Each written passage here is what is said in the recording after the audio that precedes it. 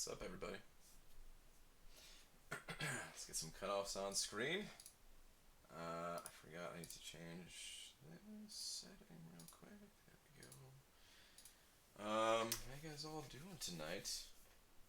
Should probably get a tweet out too, huh? Guess that makes sense. Dearest at Marvel Champions. Oh my god, freaking Twitter is killing me. There we go. Dearest at Marvel Champions. Um.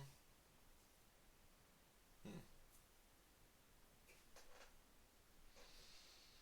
We should probably do a tweet something around. Oh, my bad, guys. I had the mic up. Whoops. All right, should be better now. We should probably do a tweet around Guillotine 2099. Haven't really done any of those yet.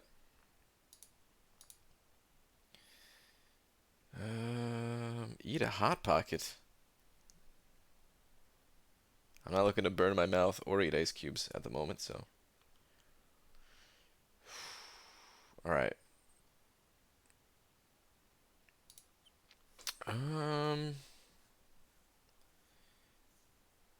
Maybe. Let's go with this. Okay, for the next rework, can you make whatever champion wins the poll a 2099 version? For example, Iron Patriot 2099. P.S. I am now live. Okay. Next video, can you make whatever champion wins the poll at 2099 version? For example, Iron Patriot 2099. Tweet. I don't know if I would actually want that. I just, just for a tweet. It's, just need something to say. Don't lose your head over Guillotine 2099. It's not bad. Alright, well, what up, everybody? Junior, first one here, followed by Ishuda. We got Yuki in house. We got Star in here, Cloud of Contempt. What's up, everybody? How you guys all doing? Let's party like it's 2099. Could have done that, although now that you say that, we might have already done that for for the Punisher 2099. I don't know. Notification dead? That's YouTube for you. What's up, Miguel? All right. Anyway, let's get started. Let's get into some stuff, man. First things first. I'm gonna hit up the event quest. Still gotta do this. I've already got the right champions loaded in from the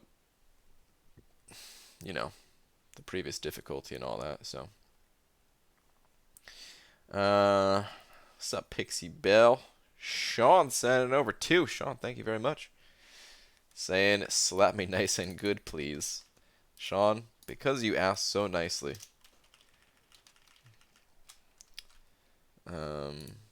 I'll make this real easy.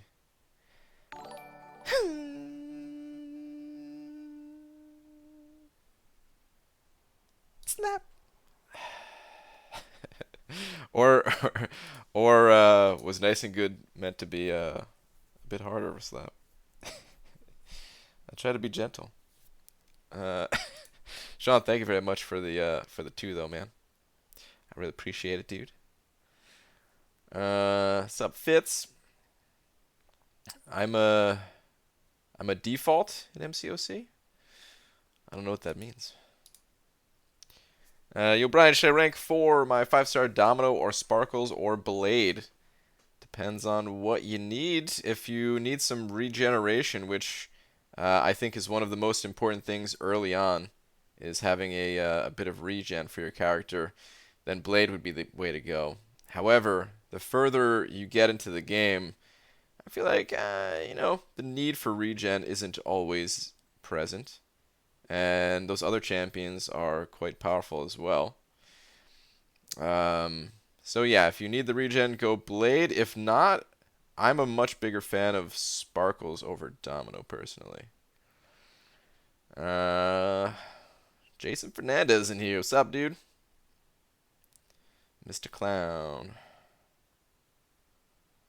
Oh, come on. Don't be like this, Thor. I need you to throw your specials. I want to get through this quest quickly so that I can move on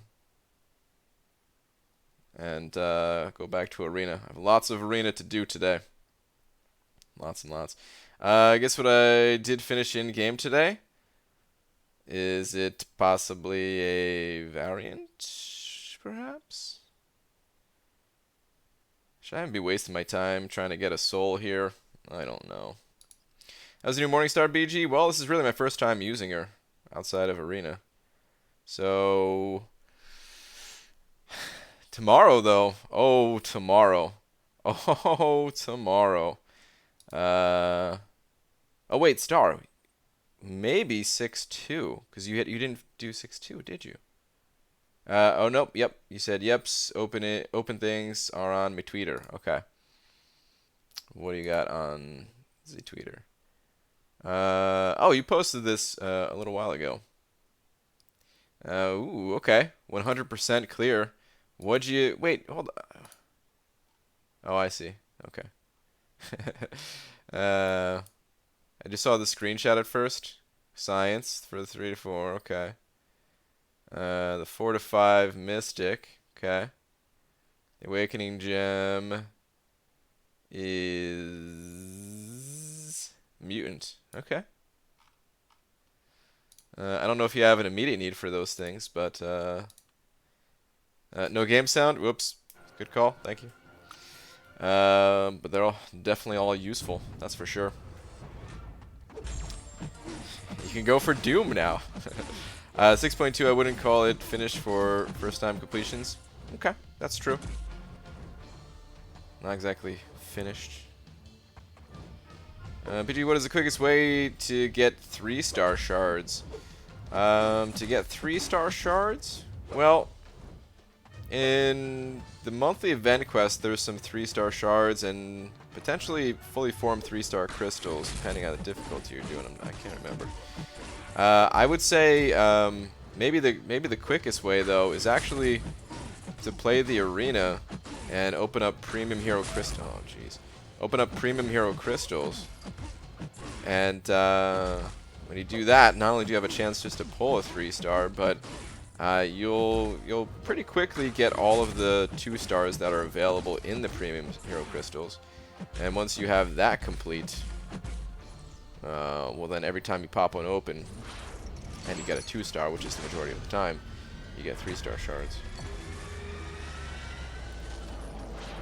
Kind of new to the channel, so hello. Well, hello. Welcome. Act 6 items tomorrow, BG? Yep, Aldo. Itemless tomorrow. And I'm pumped about it. I'm going to be trying out this Medusa. Or, this Morningstar in a serious way. What's up, lags? Hype or Medusa? You know, I am a huge fan of both, and of course it depends on the situation you're in as far as which one is better. However, due to a lot of the more recent nodes and everything, I feel like Hyperion has only gotten better over time. I'd say in general, it's probably better to have a high-rank Hyperion compared to high-rank Medusa, if you could only pick one. But, oh man, I love them both. I'm so happy that I have them both ranked. There's a lot of champions I can part ways with, but these two, oh, I love them. Maybe I shouldn't even be trying to build these souls. I mean, it doesn't really matter. I should just be blasting an L2 into this Colossus's face. I don't know why I'm playing this any other way than just firing off that L2 at this point.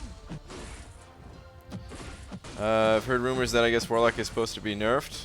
Well, he was bugged, where he was reducing the both types of ability accuracy, I think it was, and he's only supposed to reduce one type, like offensive or defensive. I think he's supposed to reduce offensive.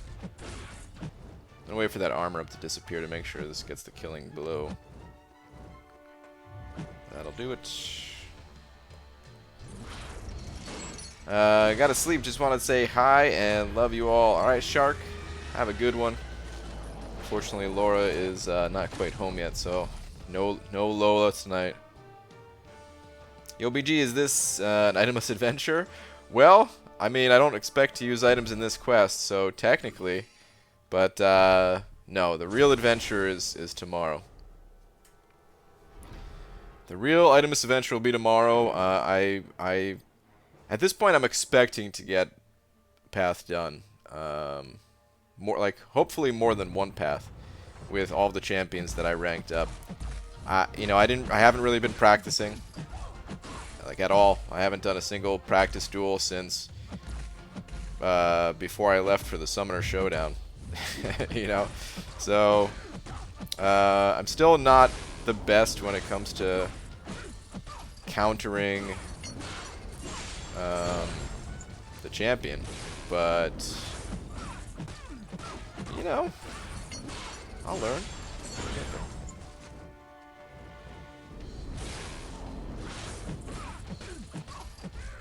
Should be interesting, an interesting time. Oh, wow, I ran right into that one.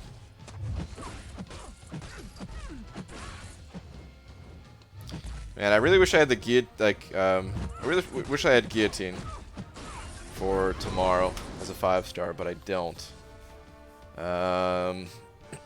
Or just wish that Morningstar was awakened. I mean, I have an awakening gem, but I'm not going to do that. Yo, BG, where did the slap originate from? Kevin, I don't really know. I couldn't really tell you. It's something that I've been doing for a very long time, and I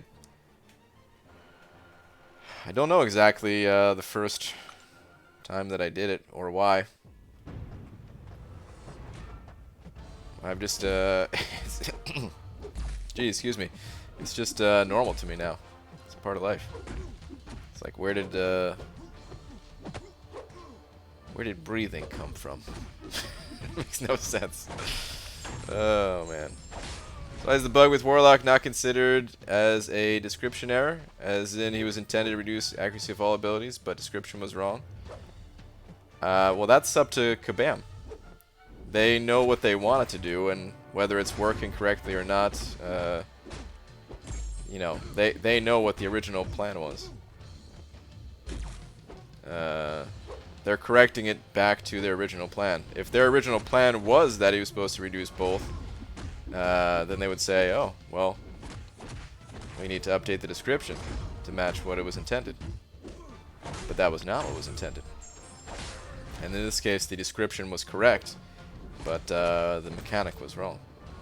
He's still one of the strongest champions in the game. It doesn't change that. Petting a dog made of spaghetti would feel really weird. Would it have sauce? Meatballs? What? Dog made of spaghetti. Well, sauce, yeah. Because, I mean, there needs to be, like, blood. Oh, jeez, actually, that's... I don't know why I said that. In my head, it was like, yeah, no, this is not a gross thing. But then thinking about petting something that's just extremely bloody, that's not, it's not really a good thought. Sauce because it's spaghetti, and he needs sauce for spaghetti. Who eats just plain spaghetti? The meatballs is up to the individual. I've never really been a meatball kind of guy. Actually, I did like meatball subs, meatball sandwiches. I thought those were always like pretty good, but spaghetti meatballs, just give me the spaghetti. A little bit plain like that, I guess. Carson Hunt sent it over too. Carson, thank you very much. Saying X said the D was small. Wait till she sees this. Wow. Oh man. Well, she's gonna be seeing double, because we got a double header up there. Carson, thank you very much. Appreciate the 2, man. BG, what's up, Cody? Hey, BG, Justice League or Justice... Why can't I even say the word justice? Justice League or Justice League Unlimited?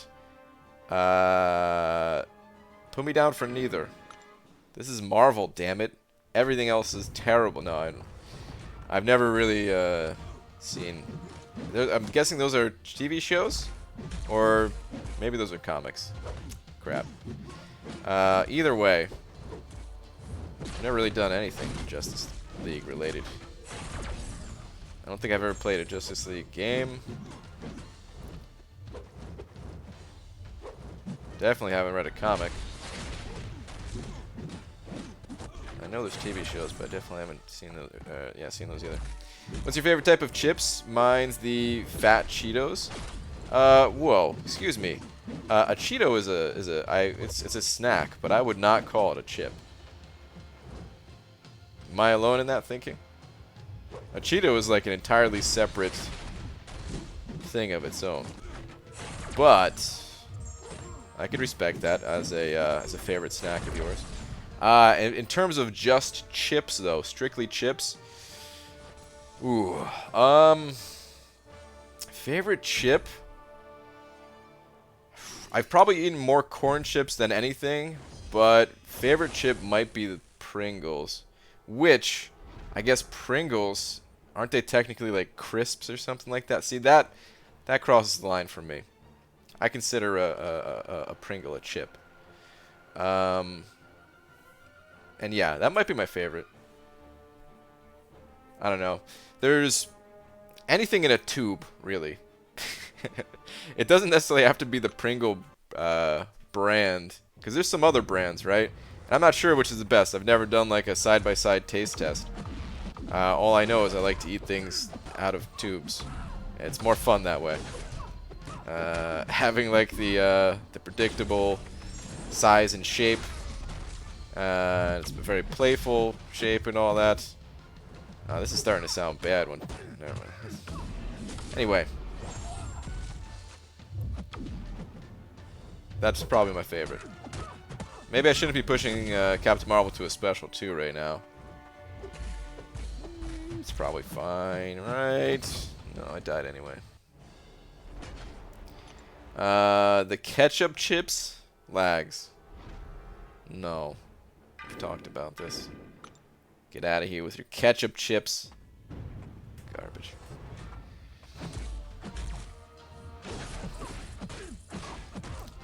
Pringles are opposed to other potato chips, or as opposed to other potato chips, are like ground potatoes molded to their shape as opposed to cut. Yeah, which is why they're considered crisps, I think, right? Is that the word that they use?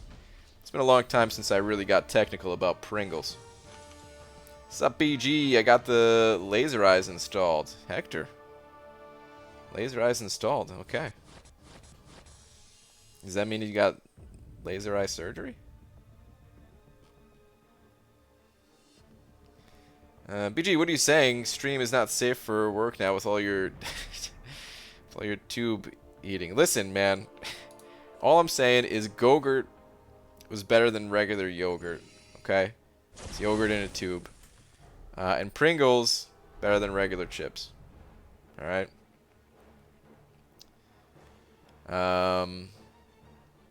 Yeah, I got LASIK, but also laser eyes. Okay. How was your experience with that, Hector?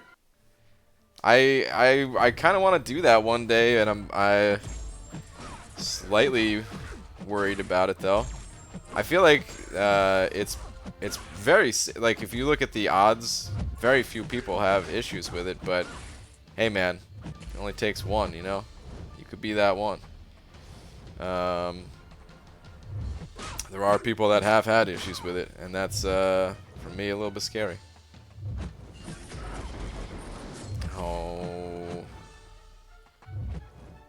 Oh yeah, I have 0 souls, because this is a new quest. I was like, wait a minute, why don't I have any souls? Also, I could have just...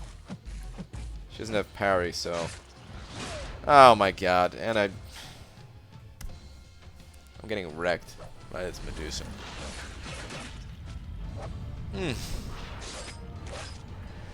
Mozzarella sticks? Ooh. Yeah, that's basically like cheese in a tube, right? Or I mean, is that more of string cheese? I like string cheese too. PG, your nose looks red on my TV. Call me Rudolph. Is it red? It's a little bit red. I don't know. I just got out of the shower and there's a nice hot steamy one. Maybe that's why. Couldn't really tell you. Yeah, Give me them Furies. Oh, ho, ho, you dead, Medusa. BG is totally tubular. See? Tubular is a cool word. What's your name? Seeding Man of Legends. It's my... It's all one word, though. Last name is McDonald's. I 5-star Ronin as my first 5-star champ. I'd say that's a good first 5-star champ. Ronin doesn't need to be awakened. I'm talking about the endgame Ronin, not the big hammer cosmic Ronin. Doesn't need to be awakened. He's not the strongest champion that ever existed, but he's far from the weakest. Definitely a solid pull.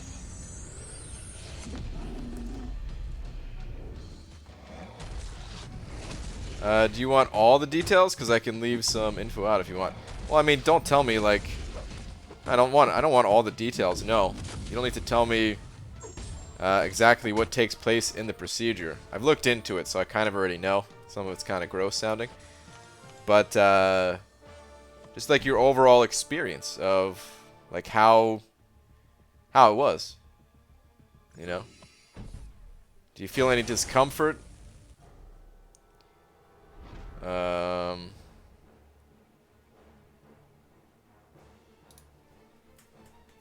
Stuff like that, I guess, just in general. How do you do it with the Variant 2 physical resist and energy resist path? Does it require rank 3 Rhino or Jugs to take advantage of that global node? It definitely does not require those champions at all. I know that much. I don't remember the exact quest that, like the exact path that you're talking about, though. Physical and energy resist.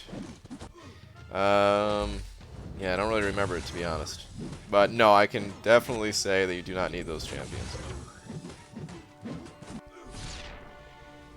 Just don't have the info for you, though, on how to get past it. Love your vids, man. Thank you very much. Good stream. Thank you. EG, you want to get some Wendy's with me? Nah, I'm not really big on Wendy's. Or fast food in general. I'll tell you what, though, man. Probably gonna make some beans after the stream if you're interested. If you're feeling hungry, I got enough. Do you have a job, or is YouTube your full-time job? Well, it's both. Like, I'd say full-time on YouTube, yeah. But there's many things that I do. I've recently. And this is fairly recent. I've been getting into like I was already in the deodorant industry as like a tester. Not on me. I mean, no, I would. You don't want to put some unknown chemicals on your body. That could be bad. But just like a smell tester. So these guys get deodorant put on, applied to their pits and. Have like a basketball game and gotta check it out afterwards. Someone's got to do it. And I've been doing that for a while, but recently they opened up a division for the sneaker deodorizers. So work's been getting pretty busy.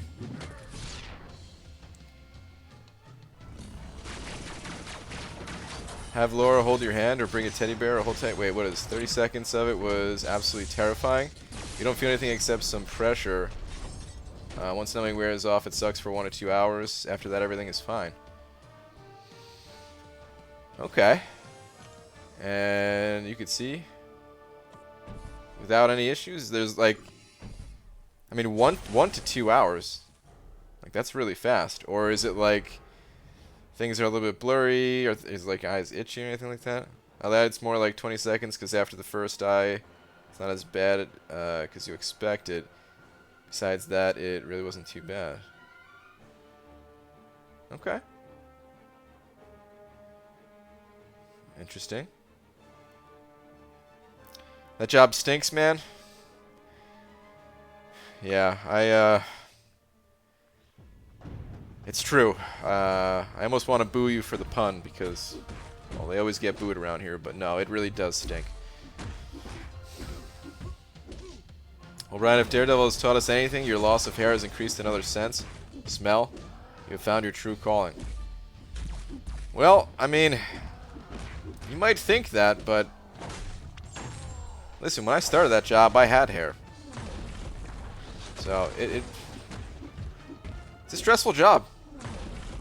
A lot of people think it's easy just to go in and smell another man's pits. It's not that easy, alright?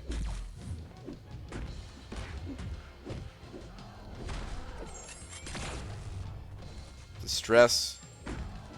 The smell itself. No, oh god, I didn't want to. Okay, never mind, fine. He's dead, yeah. I didn't want to push him to an L3 just then.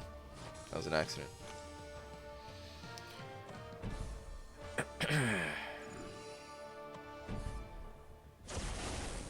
How many points in arena to get the 1,000 5-star shards in arena? Please help.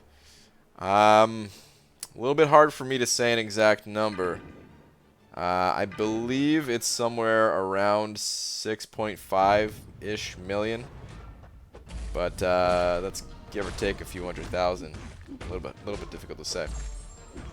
If you get the 7.5 million milestone, you will definitely get the 1,000 5-star shards, but that's overshooting a bit.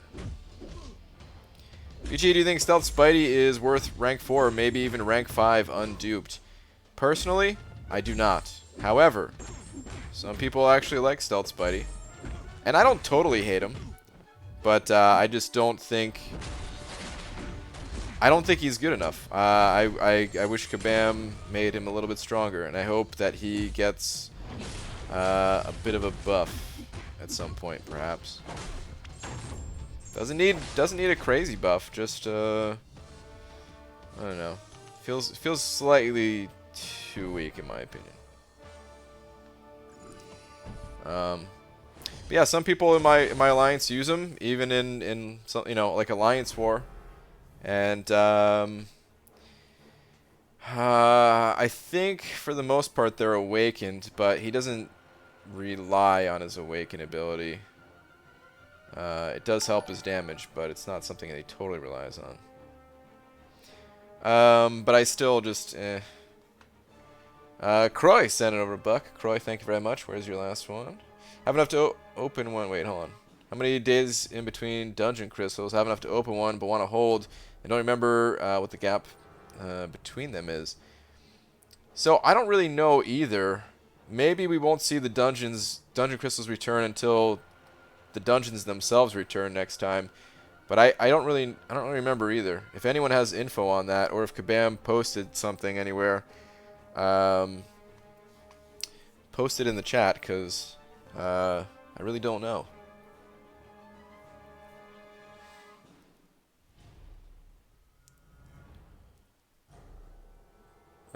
Someone says 2016. Okay, so 2016 is when you can expect that the dungeon crystals will be updated. Yuki sent it over 3 of them Polish bucks. Yuki, thank you, dude. Saying, I thought you shaved your head so you can be the deodorant man, living and breathing commercial. I wish. You know, I wasn't really deodorant man. I was trying to be Mr. Clean. And I put a lot of time into the gym. And I got the look. And I go for, you know, the interview to be the new Mr. Clean. And I wore the wrong color shirt. I didn't know that was such a big deal. They were like, no, the shirt's iconic and we're going to need that. And, well, they also called me fat. And I didn't really like that too much. So I didn't want to change shirts and I lost the job.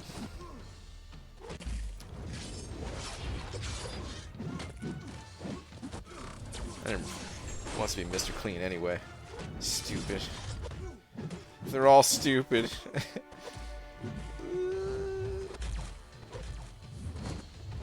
Yuki, thank you very much for the 3 Polish bucks, though. You aren't fat, you're muscular. Thank you. That's what I told him. It didn't help that I was eating a. I had folded over a pizza and I was eating that, like not just a slice, like the whole pizza, during the interview process. They didn't care for it, but. Really asked about your question. Okay, hold on. Hector, last one is, yeah, your eyes heal really fast. Don't feel anything in my eye. Eyesight's still a bit hazy. Okay. Should be cleared in a few days. I got it done yesterday. No discomfort. Well, that's awesome, dude. That's really awesome. That's a big deal. No longer needing glasses at all? Like, that's a really big deal. Yeah,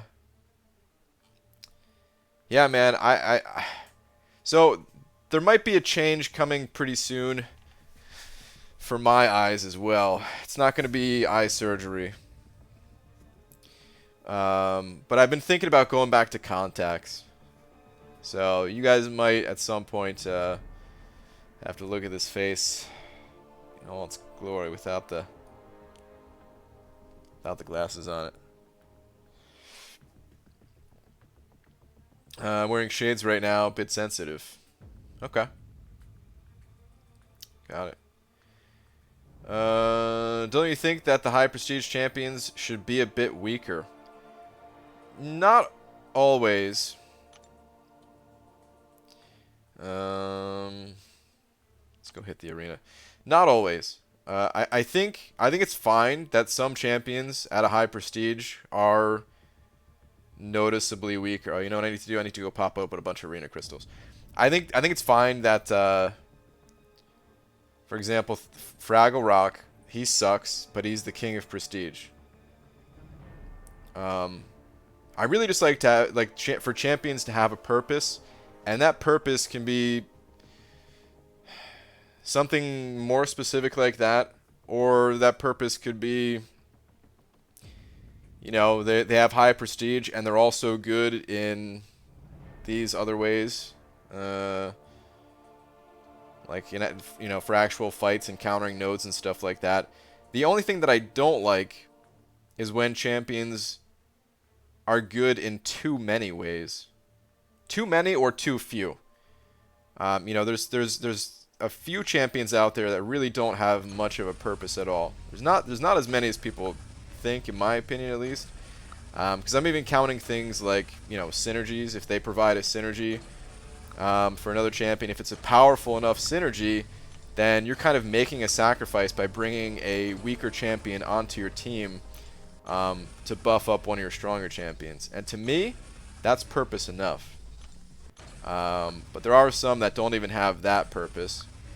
And then, of course, there are a few champions that I feel like I've had too big of a purpose. Like Blade, for example. When Blade was in his prime, when everyone was saving for Blade, I really disliked that he was also one of the highest prestige champions at the time. I feel like, okay, this dude is already so strong as it is. He really doesn't need to have high prestige. Like, I think Ghost is the most overpowered champion in the game by far that we've ever seen, as a matter of fact. However, at least she has low prestige. At least there's that. So. BG, what would be worth it, ranking up 4-star Ronin or 4-star Cole Obsidian? I only have synergy for Cole. I think Cole is probably better than Ronin. I'd rather rank up a Cole.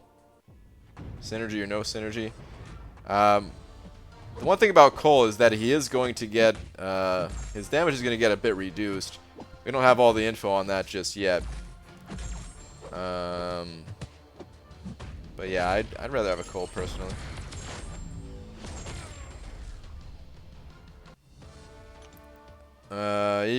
You have guys like Thing and Namor who are strong as heck but high prestige. What are you trying to say, BG? I'm not sure what you're trying to say. Exactly.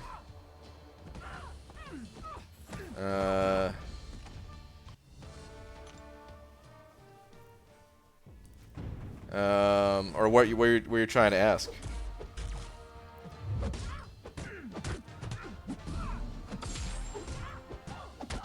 PG unawakened Namor to rank 5 or rank 4 until I got his awaken ability. I wouldn't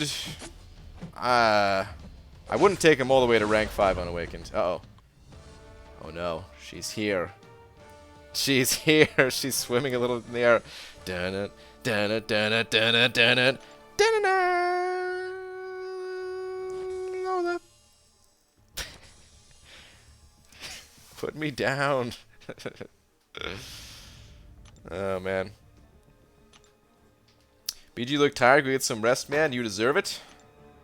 Well, thanks, but I'm not really tired. Yesterday I was very tired. Today I'm not.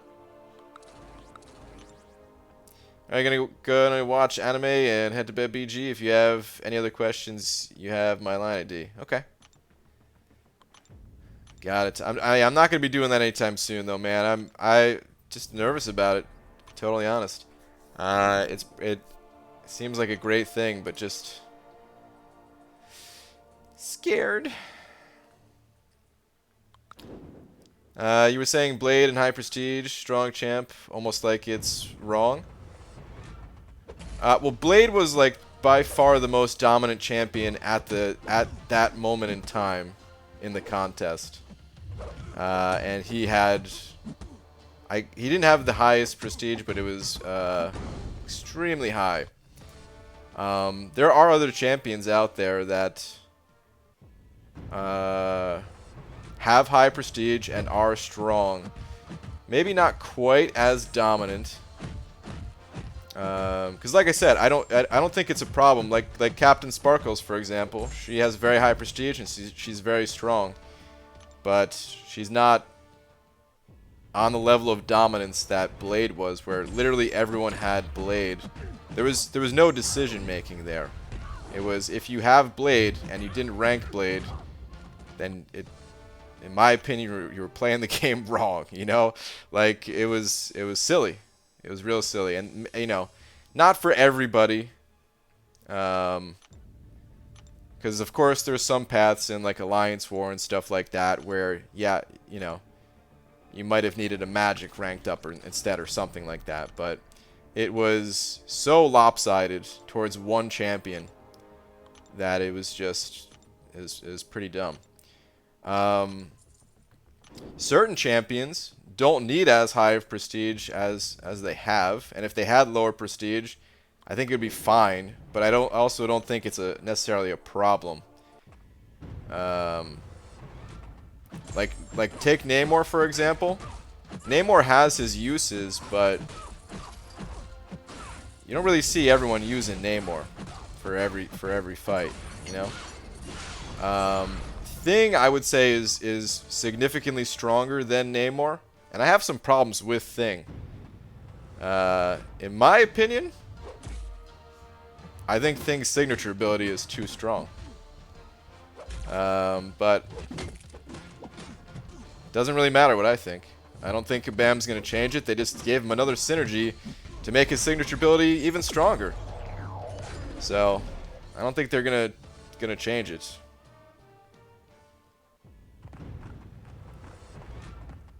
The guy walks you through it, it's all pretty much done by a machine. It's really not bad. It's a permanent thing too.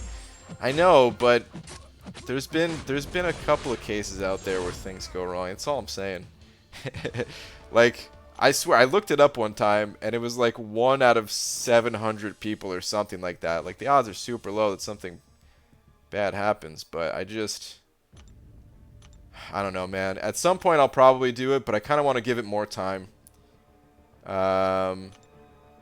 It's still, like, laser eye surgery has been a thing for a while now, but in like the grand scheme of things, in terms of technology, like, I don't know, man.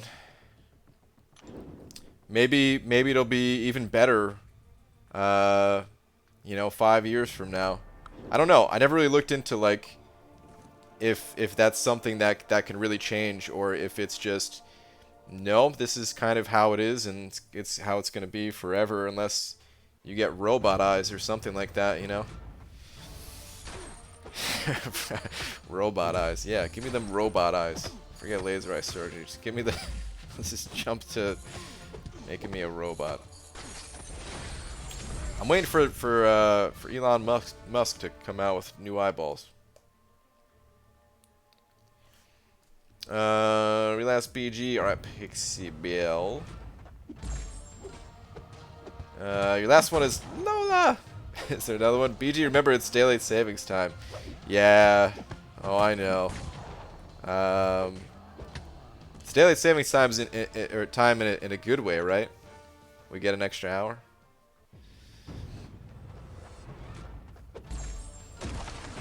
But okay, so here's the thing about someone like Thing today.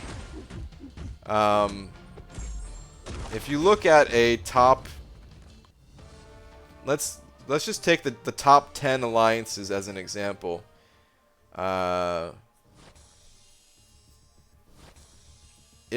Previously, when Blade was the most dominant champion, the most common champion, and had one of the highest prestiges, Blade was he was part of everyone in the top 10s and beyond, but we're just gonna limit it to the top 10. He was in the top 10 alliances. He was in all of their profiles. He was counting towards their prestige and the items that, or the rewards that you got from Alliance Quest. Thing, even though I think, you know, again, honestly I would change his awaken ability. His prestige is high, but he's actually not in everyone's top 5, like, prestige wise.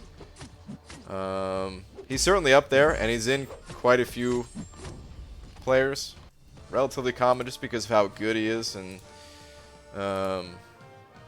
maybe not everyone is making that prestige sacrifice since not everyone cares as much. But let me look up the prestige list right now. Yeah, so Thing is number 10 on the list. People who are really gunning for that, like the top prestige, Thing is too low for them.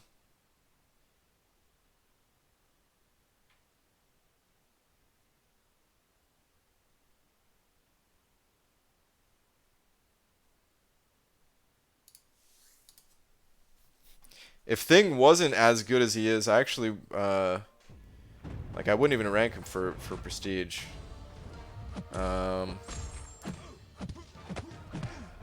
Mysterio has lower prestige, and I'm ranking him somewhat, actually, in quite a big way for his prestige.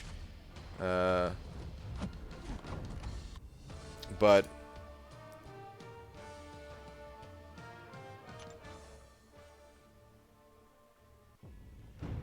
like, he's gonna get knocked out of my top 5.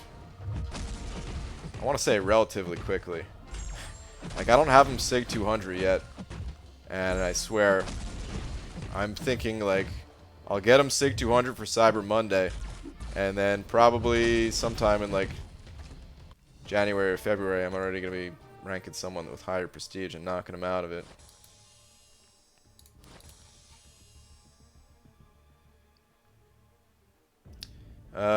Wait, what is this? Nice ride home was interesting. The gas station guy pulls up in a truck.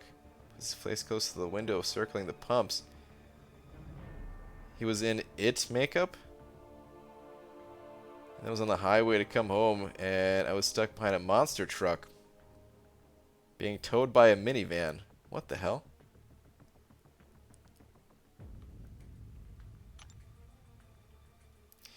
If, say, someone only has 10 4-stars, how long will it take them about to get their ability awakened?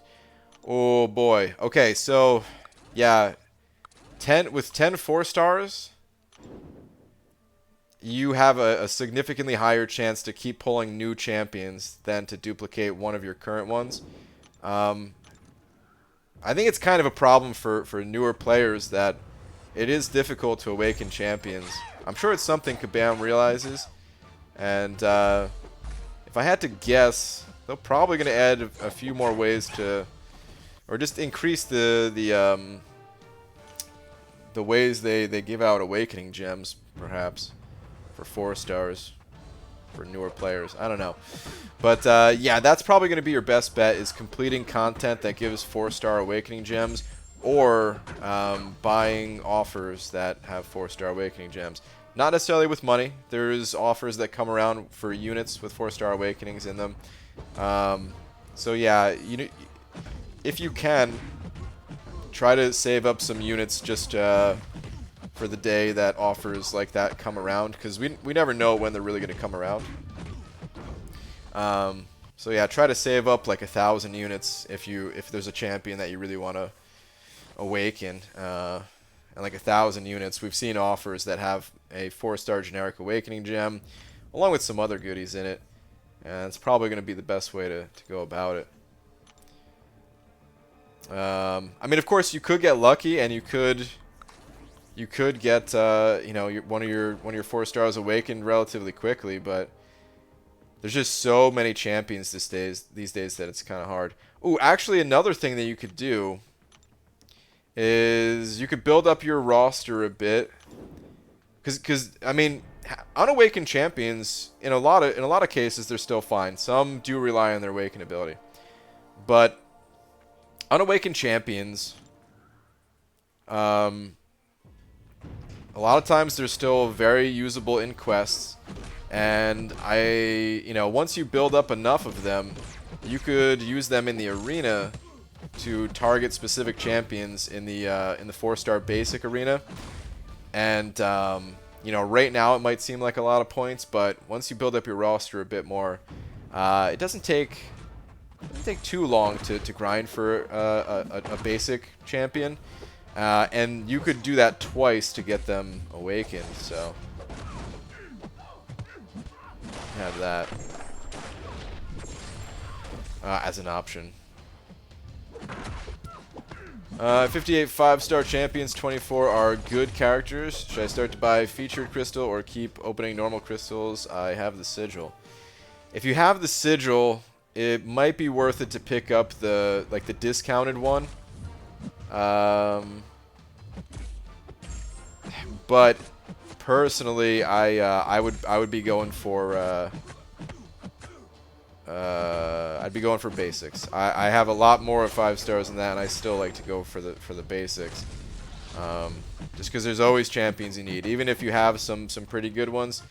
There's always champions you need. The fact that it's such a big cost difference between the basic and featured crystal. Yeah, I think basic is where it's at. Ultimately, it's up to you, but yeah. Well, last thing, are you going for Doom, Surfman, or Mr. Fantastic?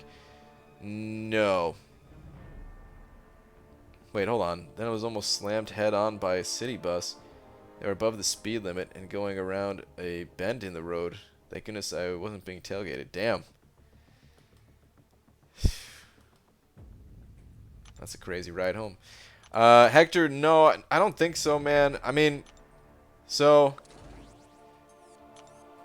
I've said that about a lot of champions in the past, where like, yeah, no, I'm definitely not going for the champion. I mean, even Guillotine here, I was really considering going for Guillotine as a 5-star. Mostly because I think she's going to end up going low. I wouldn't be surprised at all if she went 40 million. I could be wrong, so if anyone out there is grinding, don't be like, oh yeah, I got 40 million, I'm going to stop here. But I really wouldn't be surprised if she ends up going for like 40 million. Just because of how hyped some of these other champions that are coming are, and people might be, you know, people might be just saving themselves, saving their units, saving all that stuff. So I was thinking, like, dude, if there's ever a time for me to try to like sneak a new champion that's actually like a good champion and everything, it's right now. But it's a little too much of a risk, and I've been missing a lot lately, and yeah, I need the units for milestones, so I ended up just going milestones and getting, you know, going for the 4-star. But so something, you know, I mean, I don't have plans to go for any of these other champions, but I might. I would say out of all of them, First off, I haven't looked at any leaked abilities or anything like that. So this might change once I know their abilities. But I'm most excited for Mr. Fantastic out of the three. So if I was going to go for one, that might be it. Then again, I also have a Mystic rank up gem still, but yeah, I'm pretty set on giving that Mystic rank up gem to Man Thing. So in my eyes, that's already spent.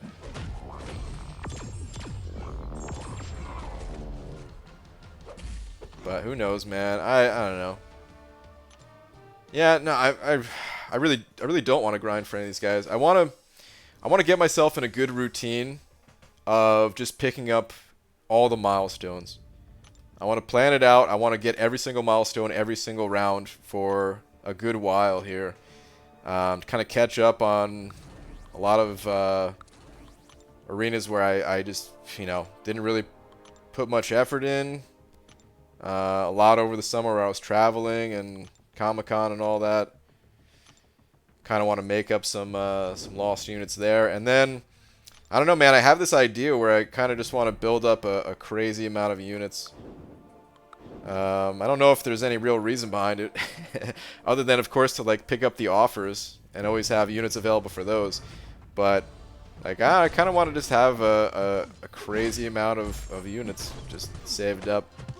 Feels good when you look over your units and you just got, like, you know, 10, 20k, 50k. I've never had 50k, but anyone in chat think this game is dying? Honest question. No, it's actually growing. It might be dying for certain people. You might be getting tired of it, possibly. Other people. I mean, there's always people coming and going, basically, but no, it seems like more people are playing than ever in total. But if you don't feel like playing, that's cool, man. You know, put the game down. Don't burn yourself out on it. Game's meant to be fun, and yeah, maybe in some time you'll come back to it. That seems to be pretty common for a lot of people. They take a break from the game. A few months later, feel like playing again, or just play something else. Either way. Here's the blob right now. My internet hates me. Ooh, well, sometimes YouTube does that. Maybe, I mean, you know, in your case, it might actually just be your internet. But sometimes YouTube automatically defaults it to the lowest possible resolution. So yeah, anyone out there who sees me like a blob, if you have good internet, just make sure to check the YouTube resolution. Because I'm looking at my OBS window right now, and it's definitely looking nice and clear. Last Zarnian, what in the... Dude! Don't tell me. Don't even tell. I'm going to check to see if there's any comments that I missed from you, but... Yep, I shouldn't even have bothered checking. Just coming in here. Total silence. Just... Dude! Last freaking Zarnian. My feet are up right now. And I don't know if they're connected anymore because my kneecaps are once again shattered. Holy crap, man. Freaking last Zarnian. Thank you, dude. I feel like you've been sending over too much lately, though, man. You've been so generous. Oh, man. But, dude, thank you so much.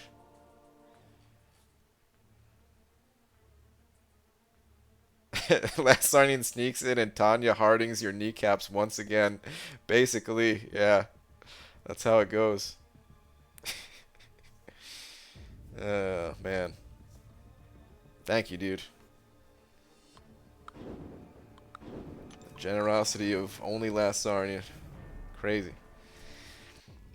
Are you rating Molten Core yet? No, I'm not. Dean, I'm not even at the level cap yet, dude. in WoW, no, man.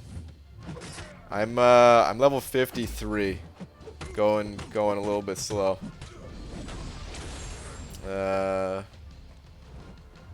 So yeah. I don't think I'm ever gonna raid though, to be honest. I never raided back in the day. Well, in the original game, at least. I did a little bit in like Wrath of the Lich King, but that was like right before I quit. Yeah, I kind of just prefer like exploring the world and then PvP and stuff like that. So a little bit more casual, just kind of play whenever I want, not on anyone's schedule and all that. My lag is dying from Brian Grant. Am I killing your lag? Is that what you're saying? Am I Comcast to you? Oh no, well, maybe not Comcast. Maybe they don't always kill the lag. Actually, I can't even hate on Comcast too much, man. My internet's been pretty solid. I haven't had any internet issues, so Comcast is they're once again all right in my book. I had issues with them in the past, but at least in this apartment they've been good to me. So Zolo Harris sending over 5. Thank you, dude. Saying Namor gang. You in the Namor gang, I'm guessing. Nice, man. Well, dude, thank you very much for the 5. Appreciate it, Zolo. Thank you very much. BG, if you got laser eye surgery, would you be Bryperian? Sure. I don't know. I'd have to get laser eye surgery and get buff. Need both. Okay, here's an offensive question. Why are you bald? Ban this man. Someone ban this man. Wait, bald? What are you talking about? I've got plenty of hair, dude. 1, 2, 3. BG, you came online early? No? Matter of fact, I was a few minutes late. I wasn't super late, though. I was like 6 minutes late tonight. So, not bad, you know. They dug the trenches in our street for the Google Fiber. Now it's waiting for it to get laid in the ground and them to offer it. I remember you talking about that. They haven't, they only dug the trenches so far, though. They haven't put it in yet. BG, do you watch Rick and Morty? I do not. I've never seen Rick and Morty. I hear good things about it. So I don't know. Maybe at some point I'll check it out, but I'm pretty lazy about checking out new TV shows and movies and stuff like that, just because I don't know. I'm not as into it. I have a problem of where I just kind of zone out completely.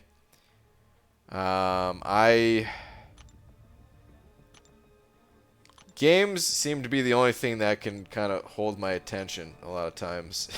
And even then, I need to be doing something alongside of playing the game.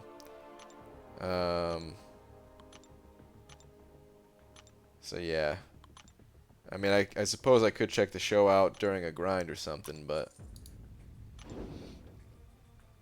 actually, that's when I've been playing World of Warcraft the most. So I say that I play on a casual level, and for the most part I do, but when I'm grinding, when I'm doing like a big arena grind, man, I'm playing both games at the same time, you know. And then it ends up that like I make a bunch of progress, but then I don't really play much at all if I'm not doing a big grind.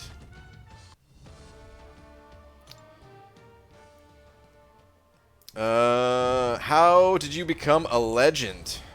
Well, let me tell you. Ask your mother. No, I'm just kidding. I'm sorry. Take it back. How did you become a legend? So, I got legend I think twice in this game. The first time I got it was from one of the monthly event quests.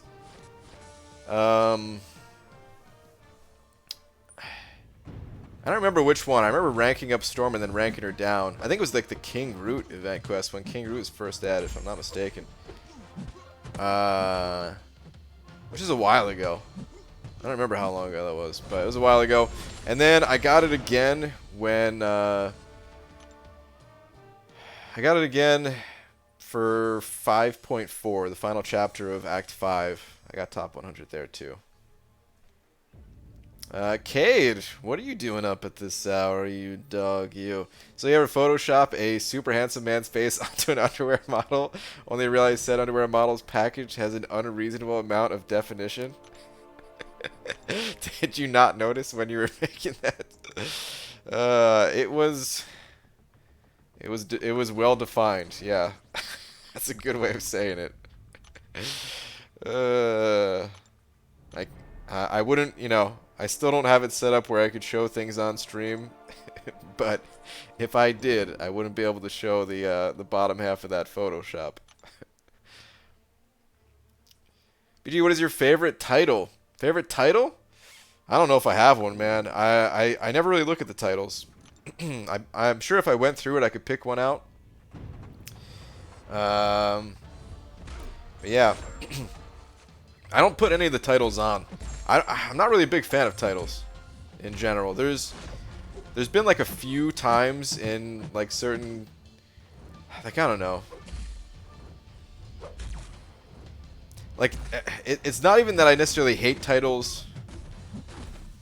What's a good way of saying it, man? Because I don't want to come off the wrong way, I guess is what anyway, I basically just rambling endlessly. Basically, the reason I don't like titles is because they just make your name too damn long. That's kind of always how I felt about it. The second reason, though, when I was trying to dance around a little bit, is because, I don't know, sometimes it feels like bragging too much. You don't really notice it in this game because it doesn't really matter so much in this game. But I never want to come off in like a bragging type of way. And at the same time, sometimes there's really cool things that you've done that, yeah, like you do want to be proud of it and you do want to put that title on. I think it's cool. So, I don't know, titles, they're just kind of in a weird place for me, just in general. Not necessarily in this game, but in all games. So, just say F titles BG, something like that fits.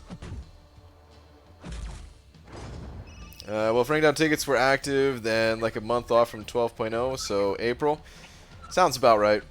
I mean, it was definitely close to 12.0, but and it wasn't the same month as 12.0, so it probably was the month after. What's your favorite champ? Venom the Duck. Favorite title is me and Cam's. Am I biased? Majorly. It's a good title. It has a nice ring to it. What is it again? It's Omega Star, I think, right? All right, you know what? Let's go look at some of these titles. All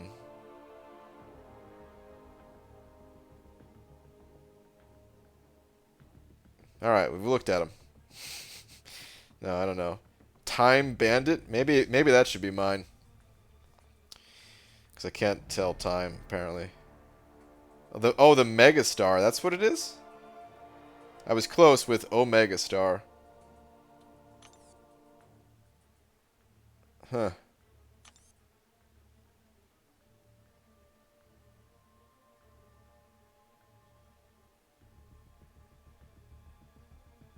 Star Forcer. There's another one. Star related.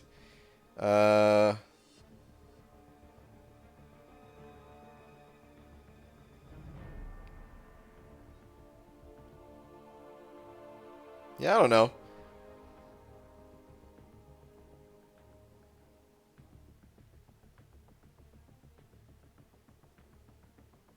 Some of them just feel weird to me. So like perfect weapon here. What are you trying to say? that you're perfect at this game? Like, I don't know. It comes off like it sounds cool, but like, I don't know, man. You put this title on and you make a mistake, and the first thing I'm thinking is like, perfect weapon. My butt.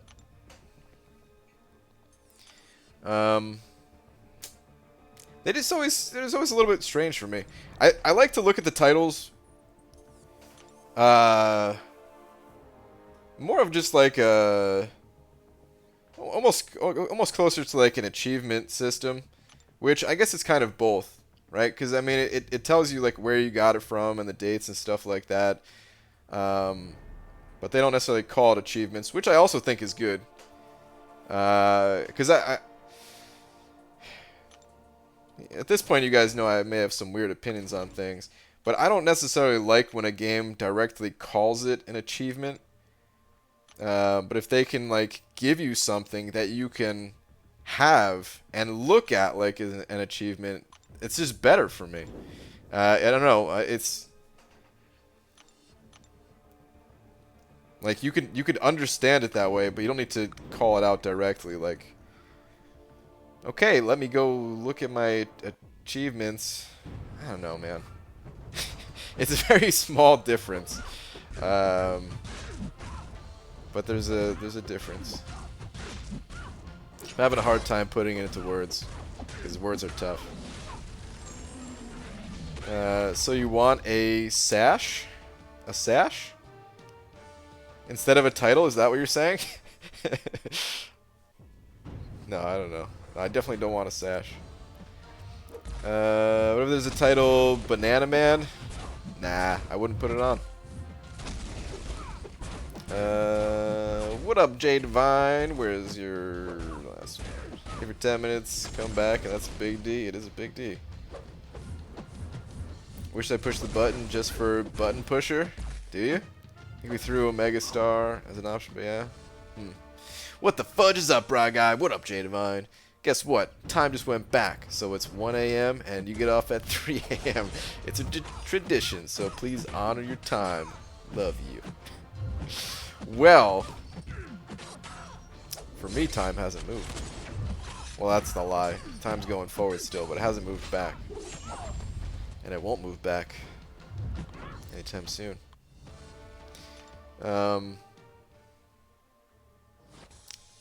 It's kind of tempting to stream longer. Not necessarily because of the time thing. I don't know. I've kind of been considering just like starting my stream a little bit earlier these days, but and like not ending them shorter. But at the same time, like it's probably better just to keep it consistent.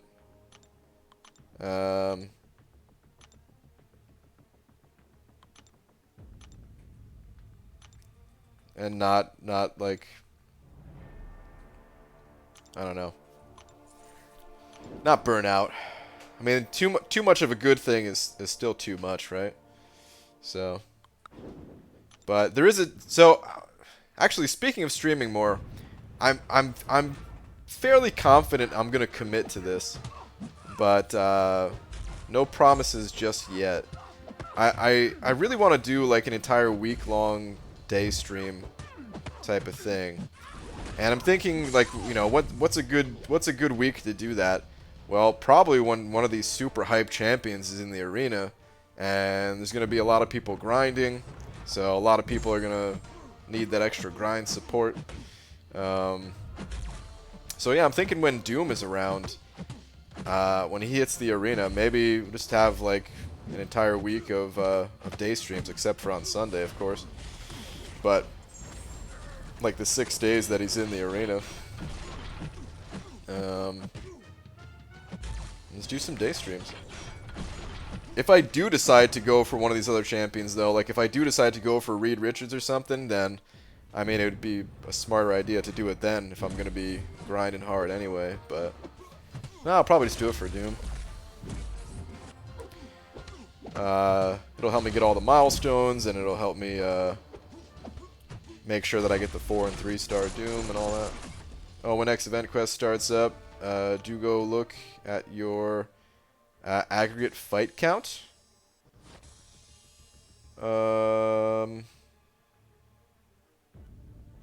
Huh? Like, does it show it on an individual? Oh, okay, I see what you mean. Because it's not gonna, it's not gonna track it individually, right? But we can look at it, like, the starting number in our profile at least, right? That's what you're saying? And then we can keep track of it that way, of how much you contribute. So, like, the quest fights 1 plus the PvP fights 1, and then figure out the difference and all that. Man, I've done a lot of fights. Done a whole lot of fights. 455,000. Whew, look at that. 17 Alliance War PvPs. Oh, yeah. That's what I'm talking about. I've participated in much more than 17 Alliance Wars, but that's alright. I got 17 MVPs, baby. I really hope they do more with the profile. It's honestly at Comic-Con it sounded like they were going to do more with the player profiles. But they didn't really have anything concrete to share about it. They just said, like, I mean, they said it during the interview that I posted, how, like, they wanted people to have more of that, like, I mean, kind of a little bit what we were talking about, actually, like that sense of achievement and things that you can kind of show off if you do something cool. I see that's something that I much rather have. So when it comes to putting on a title, when you manually put something on, I feel like you're kind of making a statement of like, all right, settle down, dude. You're not the perfect weapon, you know. But if you have something that just kind of automatically generates in your profile, like if you do something extraordinary with a certain champion and you can get like a little icon that says you mastered that champion, or you know, after doing like a solo objective for them or something like that, that to me is really cool. Because it's at that point it's not you bragging, you know, you're not deliberately bragging about something. You're playing the game, and the game decided that, hey, you did something cool enough to get this, you know. Titles versus like badge collections, sort of.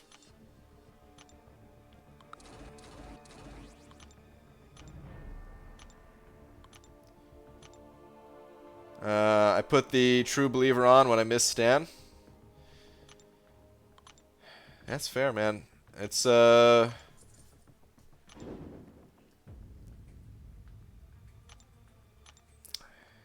of weird to think that it's already like, I mean, it hasn't been that long, but it's kind of weird to think like it's already been a little while, you know. You almost start to like just how fast time goes, you know what I mean? Imagine BG will get Voodoo badge for giving him generic taken to rank 5 and never use him. Hey, Arnie, listen. I use my Voodoo plenty, alright? PUBG has weapon masteries and records all the stats for using that particular weapon. Guess it'd be cool with MCOC as well. I agree. I totally agree. I totally agree. I wish that they showed more of the individual stats. I'm sure they keep track of stuff like that, man. They probably have a crazy number of stats tracked on everybody. But I don't know, for whatever reason they decide not to show it in game, or maybe there's some technical difficulties to it that I'm just unaware of. Taking my question is always one off from what he's reading. Happens a lot, man. There's a lot of people in here. Sorry that it's happening to you. Let me scroll up. Let me see. ABG, who should I put my first rank 5? Wait, who should be my first rank 5 5-star? Unawakened Ghost or Sig 30 Namor? Well, if you're comfortable with Ghost, I would recommend Ghost over a Sig 30 Namor. Namor really needs a higher Sig ability to do some of the things that Namor is kind of known for. Like, he can still put out good damage unawakened. His awakened ability doesn't really affect that a lot. Well, in like the standard case, at least. In some cases, he does generate a lot. Anyway, the point is, though, you know, Namor, his awakened ability is the biggest thing about him. Being able to fight an Electro like I'm doing right now and not take any of that shock damage back is huge. You know, there's really not too many champions out there that can do that the way that he can, at least. But you need a higher sig level to make that a bit more useful, and yeah. If you aren't comfortable with Ghost's unique playstyle, though, because not everybody is, then don't rank up Ghost, you know? Your first rank 5 has to be a champion that you're comfortable using, a champion that you're using a lot, and sometimes the easiest way to make that decision on a personal level is just look at whatever champion you're using the most at rank 4 right now. If you find yourself using Namor a lot more than you're using Ghost, then forget what I'm telling you, and, you know, you gotta go with what works for you. If they have the data kept up, then it's ETLing it to be able to get out stats, maybe. I'm not sure what that is. ETL? What is that, Star? Champion Mastery badges would be pretty cool, to be honest. Like, even this profile pick option with a special border. Yeah, maybe.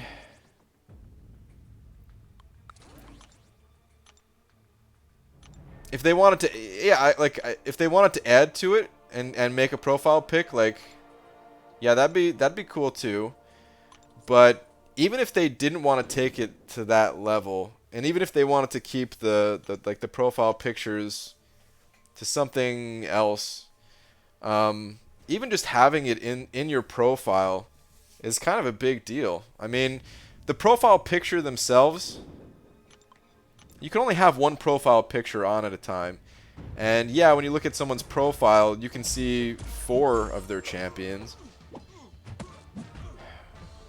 But those champions you can't pick, and the profile pictures you can kind of only barely pick because, I don't know, borders look kind of lame sometimes. But the badges, if you can have them in your profile, then it just expands what you can say about your account. It'd be helpful for people looking for a new alliance. Be helpful even for even if you have people in that have been in the same alliance for a long time. You forget what champions people have sometimes. And being able to just like check someone's profile as an officer, and you know, if they have like that champion ranked up to a certain level, and if they did something to like earn that badge and stuff, and I could see that. I don't know, it would just be it'd be cool to be able to display more of your account, I guess, is what I'm trying to get at. We work so hard to build our rosters and stuff like that, and right now the only way to do it is to stitch together some screenshots or, you know, make a video about it. And to be fair, I'm sure some people want to keep their accounts a little bit more private. They might not want all that stuff out there, but like, I don't know. You don't need every single detail in a little icon. It could just be an icon for like, I feel like there's like a good balance to it where it wouldn't really piss those people off that do want to keep things more private, you know? Papa BG says maybe he doesn't like the idea. No, that's not true. If I don't like an idea, I'll say it. The only reason I said maybe is because, well, I mean, I kind of just explained it, I guess, but like, to me, it wouldn't even be necessary. It would be kind of like an addition to the idea that I don't think would hurt it in any way, but you know, so like I guess sometimes I don't want to ask for like too much, because you got to keep the ideas within reason. Otherwise, you know, maybe it's too much work for Kabam to do or something like that. Because imagine them having to come up with brand new profile pictures for all these champions. I mean, I guess they could simplify it by just having like a special border and keeping the same profile picture. See that? Okay, so that idea I would like a bit more, because then I know it would be something reasonable for them to do.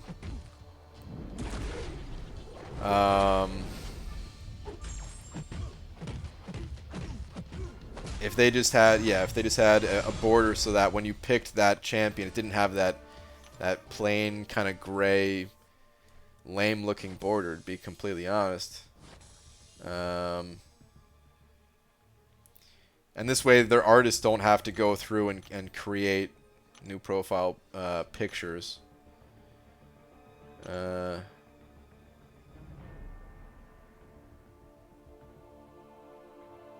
Which, now that I'm reading your comment, I guess that's exactly what you were saying. Like, give them as a profile pick option with a special border. Well, so much for reading comprehension.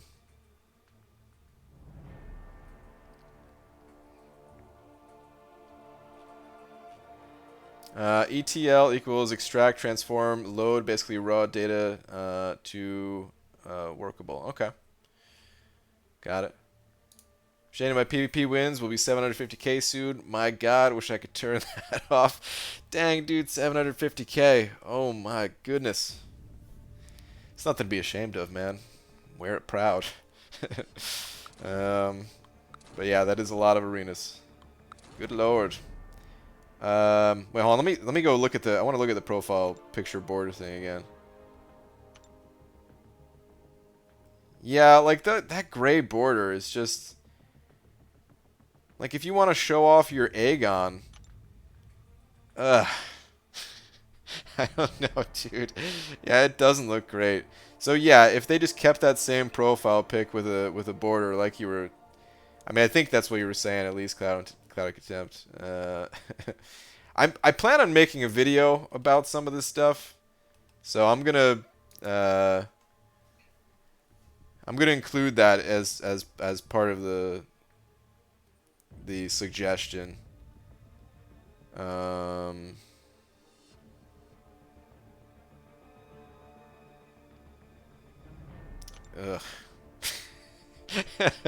I don't even know if it's the gray background, because it's both, I think, right? So like the gray border, it's three things in total that make these profile pictures look kind of poopy. It's the gray border. It's the shape to the border a little bit, where it's just so plain, generic. And then it's the background of the picture too. Because if you look at Phoenix up there, it's a black background. And such a simple thing of like gray or black, but like look at Cole here, man. He might as well be in the background himself. He's like the same color as the background and border and everything. Just looks so plain. Let me see if they have that on some of the other... Wait, where's like the special ones? Oh, well... Yeah, okay, so like this dude up here, he doesn't have that gray background. You know? Spidey, this looks better for sure, because it's not the gray background. But even then, like, I don't know, the shape of it is a little bit weird to me.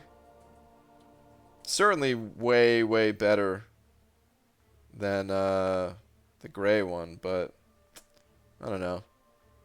Not too big on it. These guys actually do look really cool though. I like the profile pictures here. And let me go check out like the store real quick. I'm going to sort them as like bought base character ones, frame selection. Yeah. Be cool if they had to. When was the last time the sun touched your skin? Wow. Oh man. All right. Yeah, the purple ones. Oh. I just noticed something. Look at Arcus. Is he the first one where the border is like flipped? It's mirrored. Do you see that? How like the pointy part, the right angle part, is in the top left corner instead of the top right corner. That's interesting.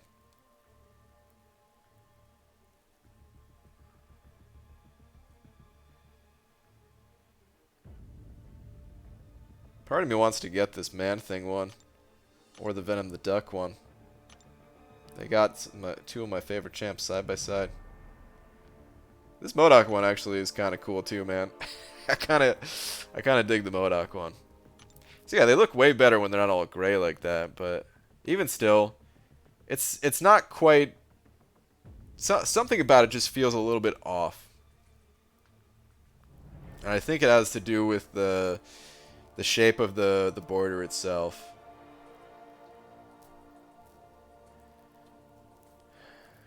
The picture, of course, like the pictures are cool. You know what I mean? The pictures are always cool. Like this Venom the Duck picture is sweet. But as a whole, I mean, you know. All right, anyway, let's go back to the arena. If the shape was literally just a 5-star one, but in all black, no red, better. Yeah, I agree.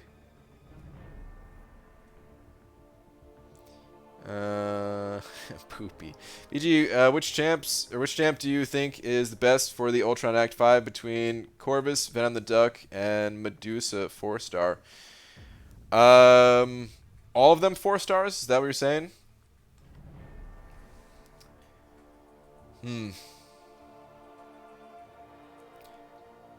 If they're all 4 stars, I'm trying to think if Corvus has enough damage to take him down before you run out of glaives.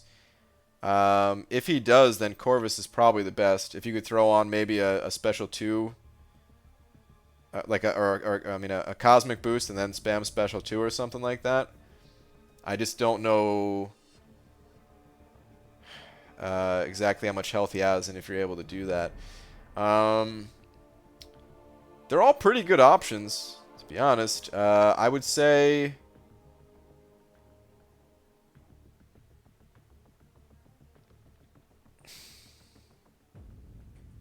I don't know. I mean, when built up the right way, Venom the Duck could be really good for that fight too, because you don't actually apply a debuff since he's bleed immune. You apply a passive degen. So you wouldn't have to play around with any like hitting him at the right time shenanigans. Medusa, of course, can shut him down. Could still... There's still room for error, though, since you have to play around his mechanics with the armor breaks until you get him shattered. So I don't know which one's the best. They are all good for it, I can tell you that much. I don't know which one's the best. And like, I mean, if you have enough charges with Corvus and you can do the L2 cycle and stuff like that, then I would say he's probably the best. But they'd all be good for it. I've not grabbed a single profile pick from the store. I just don't see the point. It doesn't interest me in the slightest. I've picked up the ones that cost like 1,000 gold. I've never spent units on them. Actually, did I? I don't think I did, but if there were... I remember there were ones up there for really cheap. They're like 90 units, but I don't think I got them. At one point, I was thinking about collecting them just for the sake of collecting, and then I was like, no, that's dumb. Like, I need these units, man. So I don't think I spent units on any of them ever. I never plan on using them, that's for sure. It was always going to be just like, sometimes collecting is fun.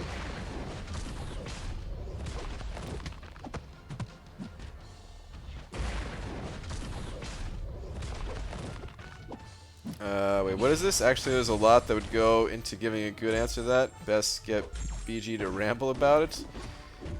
Ramble about what? Oh, for Star, maybe? Opinion between Namor, Omega, and Havoc? Curious. Totally isn't because of Mutant Gem and me having 2 of them at rank 4 already unduped. Omega. is the best out of those three for more situations than the others. Of course, they all have their moments for sure. But I feel like Omega Red is he's just one of the, like, I consider Omega Red to be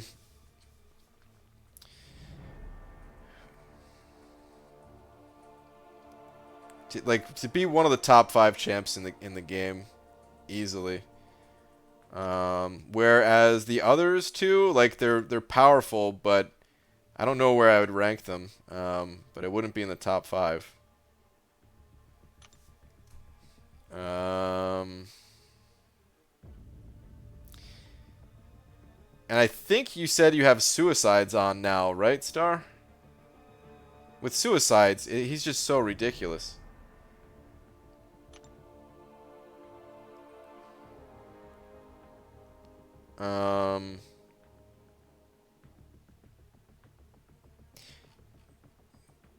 The thing about Namor, I think Omega over Havoc, but can't say versus Namor for myself yet. I haven't given it complete thought. So, the thing about, wait, hold on, BG War in the morning, sure, Nick. Yeah, whenever's good for you, dude. I only have like 1 fight left, so whenever's good for you. But okay, here's the thing about Namor. The only way I would consider him over Omega, and maybe this isn't the only reason, but one of the bigger reasons at least, is prestige.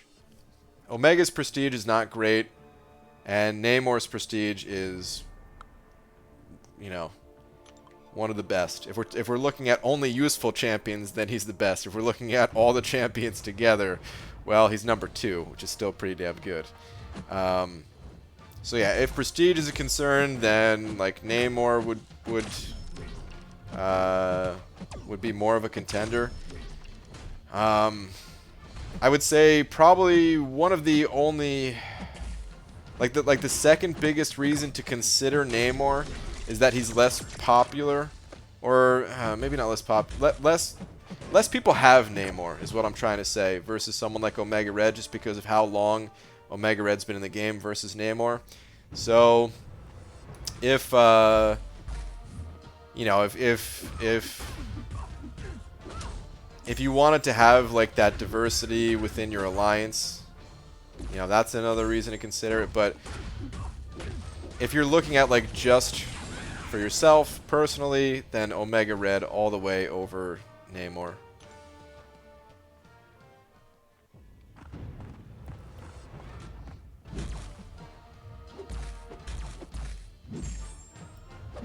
Yeah, I got a few at least, but want to crash right now, and we'll be up early anyhow. Yeah, dude. Yeah, I mean, that's what I figured. Like, you have a few, and you know, don't force it. Basically, you know, fight whenever you're gonna be most comfortable to fight, alert and all that.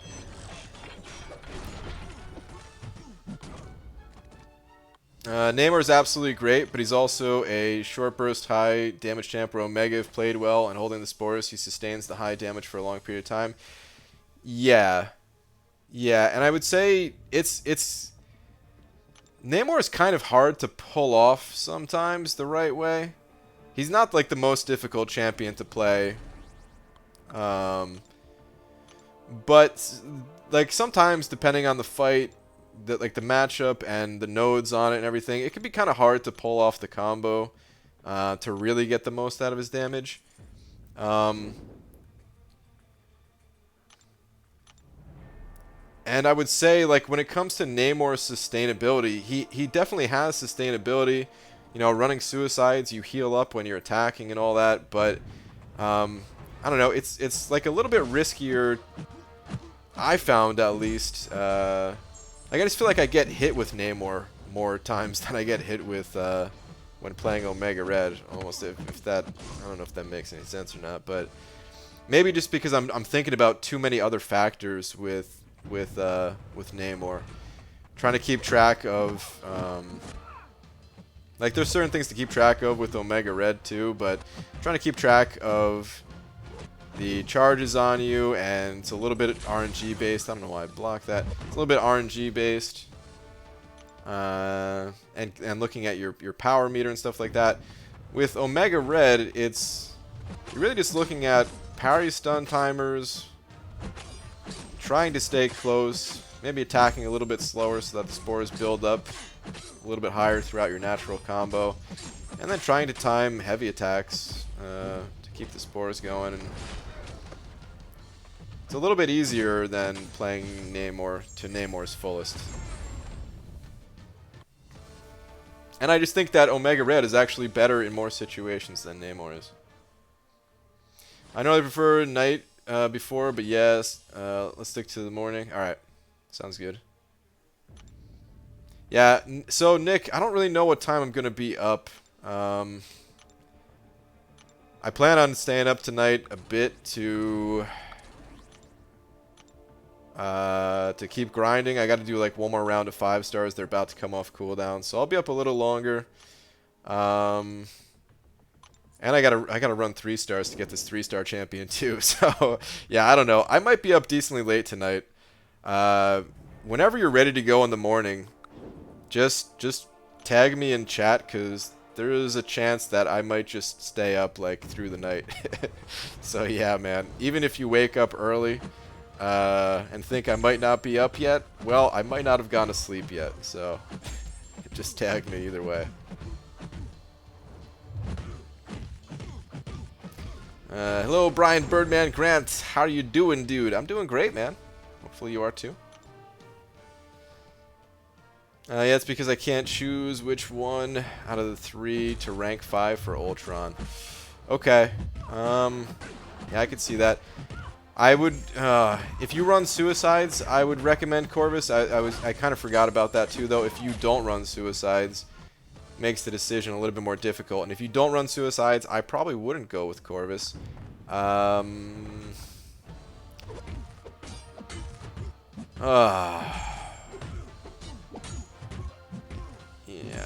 I don't know. I mean, even without Suicides, it'd still be decent, but it's a tough call, man. I really do think that both Venom the Duck and Medusa would do well in that fight. I almost think Venom the Duck might be better if you build him up correctly. And by build him up correctly, I would say you want like 3 power gains, a couple of Furies, couple of crits, some regen. So, roughly, at least, you know.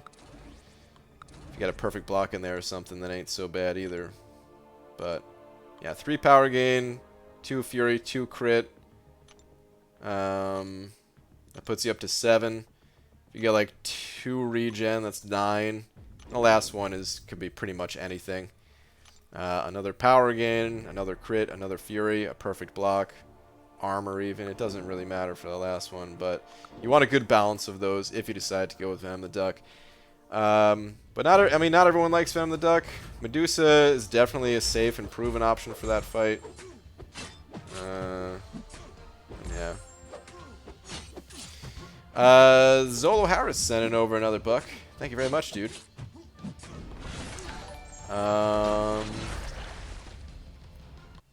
Where's your message? Here we go. Well, as a Namor user, I'd say he's good for about 80% of content. He does take some getting used to, like any champ. I personally get hit a lot with Omega. Great champ, but I suck with him. That's fair too. You know, it might just be one of those personal preference things where, you know, maybe I'm just more comfortable with Omega's playstyle, whereas someone else is more comfortable with Namor's. I mean, Namor definitely is good for a wide amount of content, and I will agree with that. But I do feel like they're both great champions, but I do feel like Omega can cover a bit more territory. Like, I don't have exact percentages, but let's just go with your example of 80%. Well, then Omega's like 85%, you know? Like, it's just a bit more, in my opinion. You know what it is too? Actually, okay, maybe I can put it into words of why I feel like I get hit with Namor a bit more. With Namor, you don't have this this natural healing ability. With Omega Red, you're healing when you have a bleed on yourself. That's it. You don't need to play aggressively or anything like that. I mean, you kind of do want to play aggressively to maximize his damage, but with Namor, and maybe this is just a personal problem of my own, but I feel the need to play a bit more aggressively, especially when running suicides or having some other kind of damage over time effect on myself. I feel the need to get in there and get those attacks off. This way I'm not taking damage, or I can heal up whatever I need to.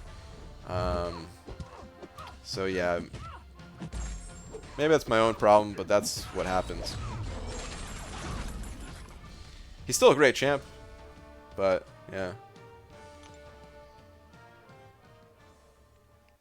I use Namor a lot as well, Zolo. In fact, every war I use him, but I love me some Omega over him for sure.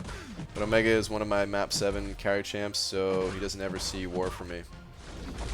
Yeah. I used to bring both of them to war on my old path, Omega and Namor. And I would say I ended up using Omega more for the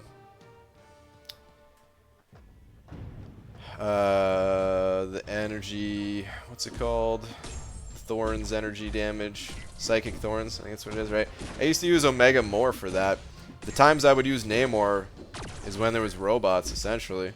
If there was a Sentinel or something like that, I'd have to bust out Namor for it. I'm sorry, or no, yeah, I said it right.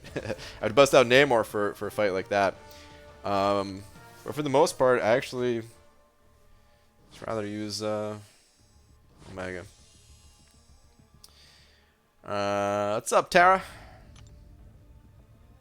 I suffered through dungeons enough to get this Nightmare Crystal. Please send positive vibes to the RNGesus so I can get Domino or Thing.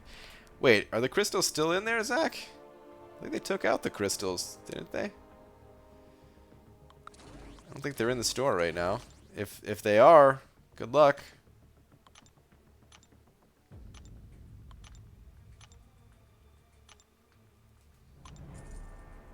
Hey BG, who do you think would be better, X-23 or Old Man Logan now that he's buffed, since OG Wolverine isn't a 5-star? I don't know enough about Old Man Logan. I'd probably say Old Man Logan for most situations, but I don't know enough about him to confidently say that. I don't think Namor is a champion ahead of his time. We've still yet to see him at max power with a Sig. I agree with that. Namor, he's going to be strong for a long time to come in this game. See, that's kind of... I'm a little bit worried about it, to be honest.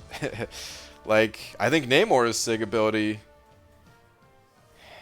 it may not necessarily be game-breaking today, but I feel like it limits what Kabam can do in the future. Like how they can design nodes in the future. And what I mean by that is like more so for the people that don't have Namor, you know? Like if they design a node where Namor can just totally stomp all over it, then it feels like, well, if you don't have Namor, then the game's just crapping on you. Like, I don't know, man. It just feels bad for those people, you know?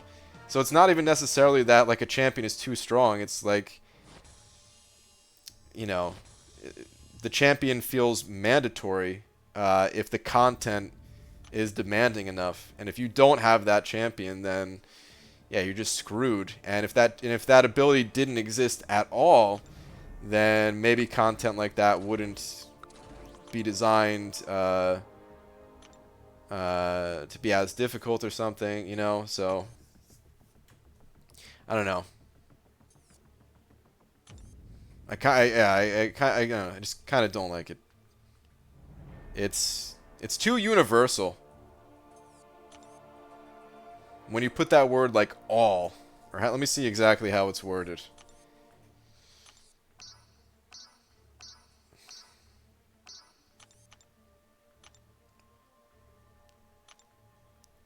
Namor takes 100% reduced damage from all sources. Yeah. See, that's a bit much for me.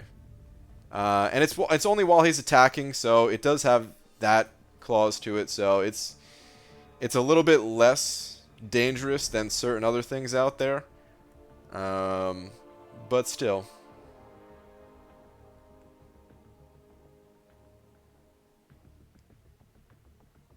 Like, I don't know what I would prefer to see it as. There's any number of things, but you could say something.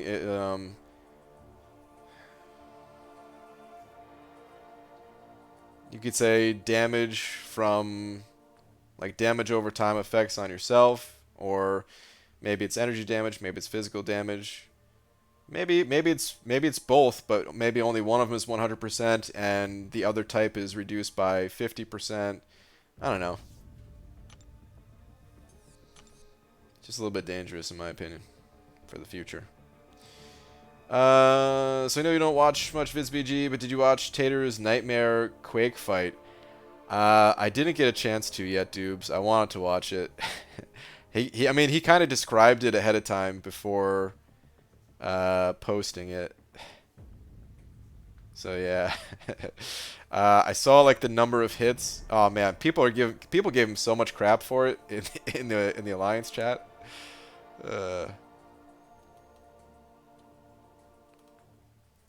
Hey BG, do you know why they took out the dungeon crystals? They're getting ready to put the new dungeon crystals in there. I don't know exactly when they'll be in there, but they're getting ready for that.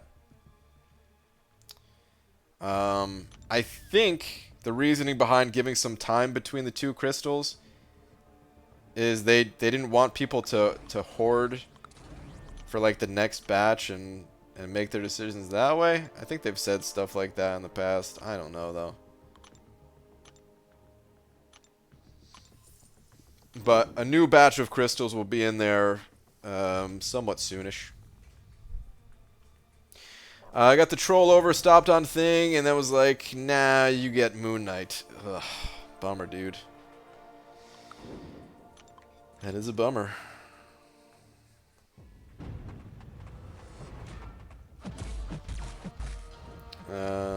They could change the description anytime. Not really, not with Namor.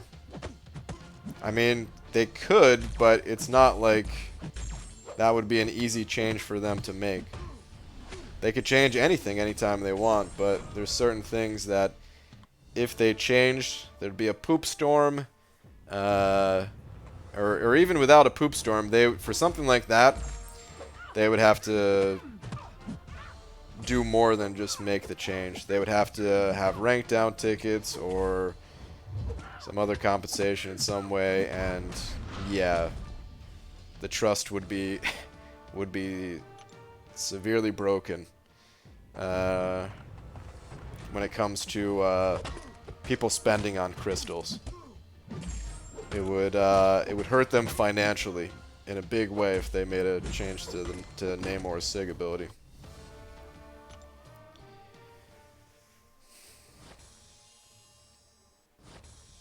Oh man, it was just wrong at so many levels. Was like how not to Quake fight vid. Yeah, so I've heard.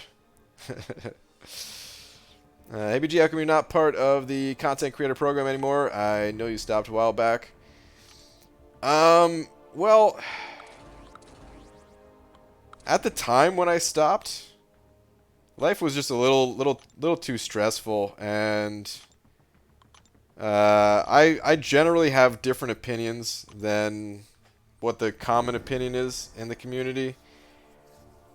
I mean, maybe that's not even true. Like, for the most part, I probably agree with like the community's feelings more than I disagree. But there are certain things that are big that I disagree with. Like, I love 6.2. In my opinion, 6.2 is the best content Kabam has ever made. By far. And people will think I'm crazy for saying that.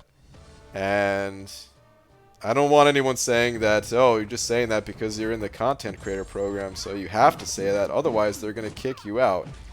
So I just said, well, I'll kick myself out. I don't really give a damn.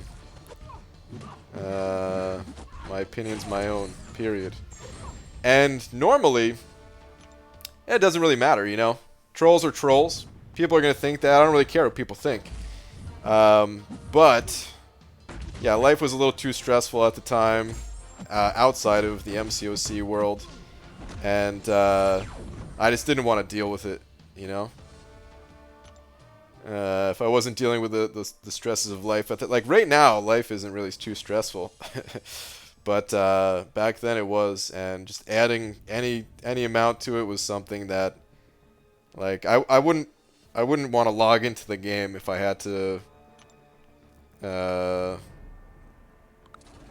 deal with stress in life and in MCOC at the same time, you know? The game is a little bit of an escape from that at times. We get to just have fun. I don't mind debating and stuff like that, and, you know, that stuff's all good. Keeps it interesting. Don't want everything just to be all bright, happy, sunshiny days when it comes to the game and stuff. But, yeah, sometimes too much. I think the restrictions in 6.2 were done personally a bit too much IMO, and I more than had the roster to do just fine in it. Yeah, that's fine. I think that's what most people think. I like it though. I don't know. I don't necessarily think it was done perfectly.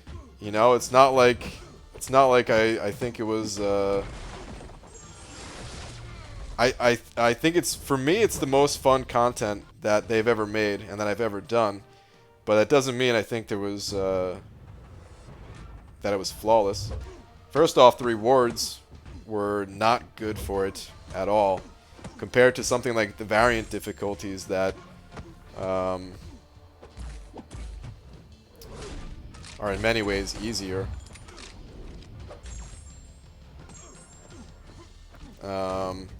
And I still think that there should have been more to do with, like, there should have been more of a reason why. If it was something more connected to the story, and I'm not really big on, like, the story. For all I know, they put it in the story, and I hit the skip button. But if there was more of a reason of, like, okay, the Grandmaster is out of control. You know what I mean? Because I feel like Karina is about to take over the contest based on, like, you know, what the questions I asked Gabe during the interview, and then seeing this postcard right here where the three of these dudes are in, like, quicksand at the beach, and Karina's just chilling in the chair and everything. I feel like Karina's about to take over the contest. And if they had it in the story-wise of, like, look, man, the Grandmaster, he's out of control. He's putting all these restrictions into the game and everything. You can only use certain champions here, certain champions there.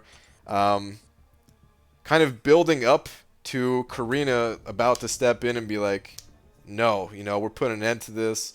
You know, so that it's not like that's how it's going to be forever for all of the rest of the time. Or even, you know, something like that stuff I didn't say in the video that I made, but in the video I was saying, like, ways to unlock certain gates where, you know, maybe you have more of a cosmic roster built up so you can handle a cosmic gate, and getting through that will help you to unlock, you know, some of the other gates, stuff like that. I think it could be really fun. So I'm not saying it was perfect the way Kabam did it, but I really enjoy using more than just the same champion for everything. And I think, although I like nerfs, most people probably don't like nerfs. And I think this was their attempt at having the game still feel like fresh and new in a way, by forcing you to use different champions rather than nerfing some of the ones that like people just use, like certain people, not certain people, everybody sticks to the same champions for the most part. To the point where it's like, you know, it's a bit too much. the game gets less interesting when that happens. When you're using the same there's over 150 champions in the game. If you're using the same champion practically exclusively for a year, that might be a problem.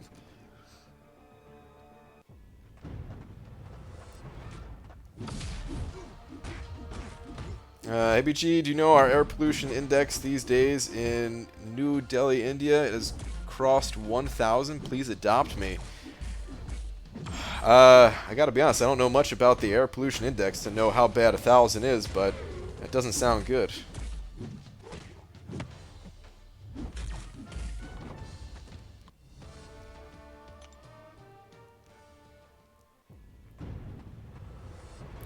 It's all I got, BG. It's all I got. What is it's all I got? Is there a part 1 to that comment? I think I see it.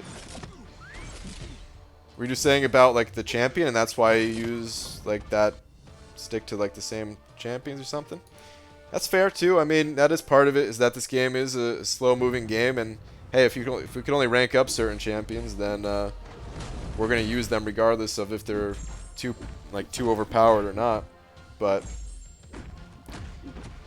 yeah, there's a lot of things that I would change about this game, even though I think it's super fun. I think I half fell asleep at desk night.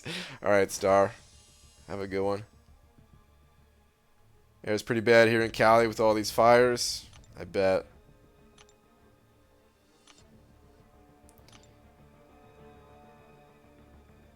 Just because he was in some strong alliances before, he seems to be untouchable. What is that? Oh, some new member in our alliance that drives everyone crazy. We were in Gold 1, Tier 5, and the officers and the leaders just don't get it.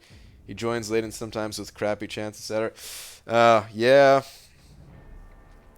I've seen that before in MCOC and in other games where, yeah, someone's like reputation and where they've come from in the past kind of,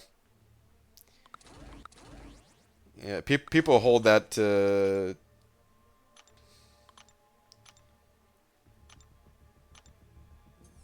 People make that out to be more important than it actually is. Here's what normally happens.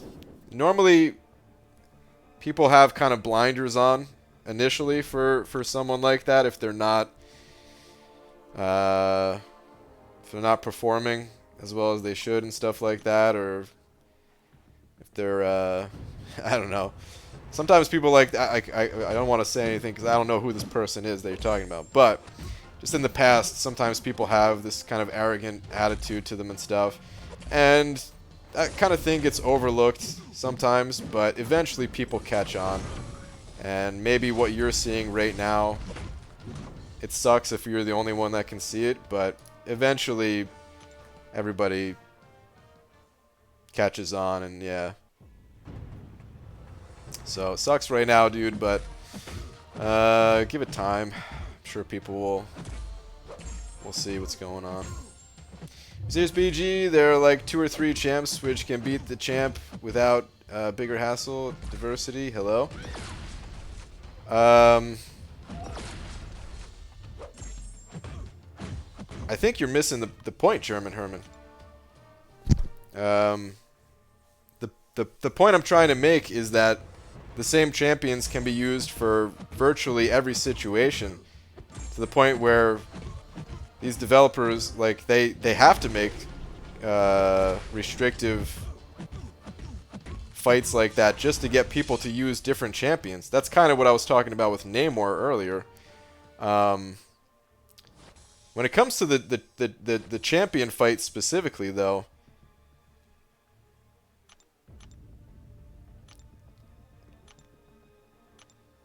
yeah, like, I don't know. I hope you don't take this the wrong way, but I feel like that's like something totally different than what I was talking about, almost. I can talk about the champion fight, though. Number one, there's definitely more than 2 or 3 champions that can take down the champion. But I was not talking anything about diversity for that fight or anything like that. I'm talking about diversity in the game in general.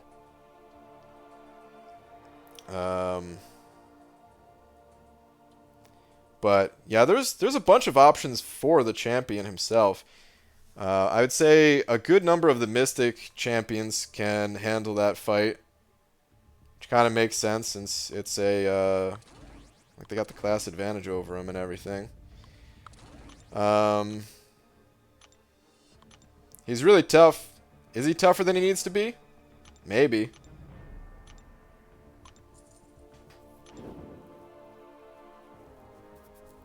He's saying more champs should be as useful as top champs to bring diversity to rosters and what people play with. Yeah, basically. Like, so ultimately what I'm trying to say is that certain champions are too strong, and because they're too strong, it in a way nerfs these other champions. It indirectly nerfs these other champions. Like,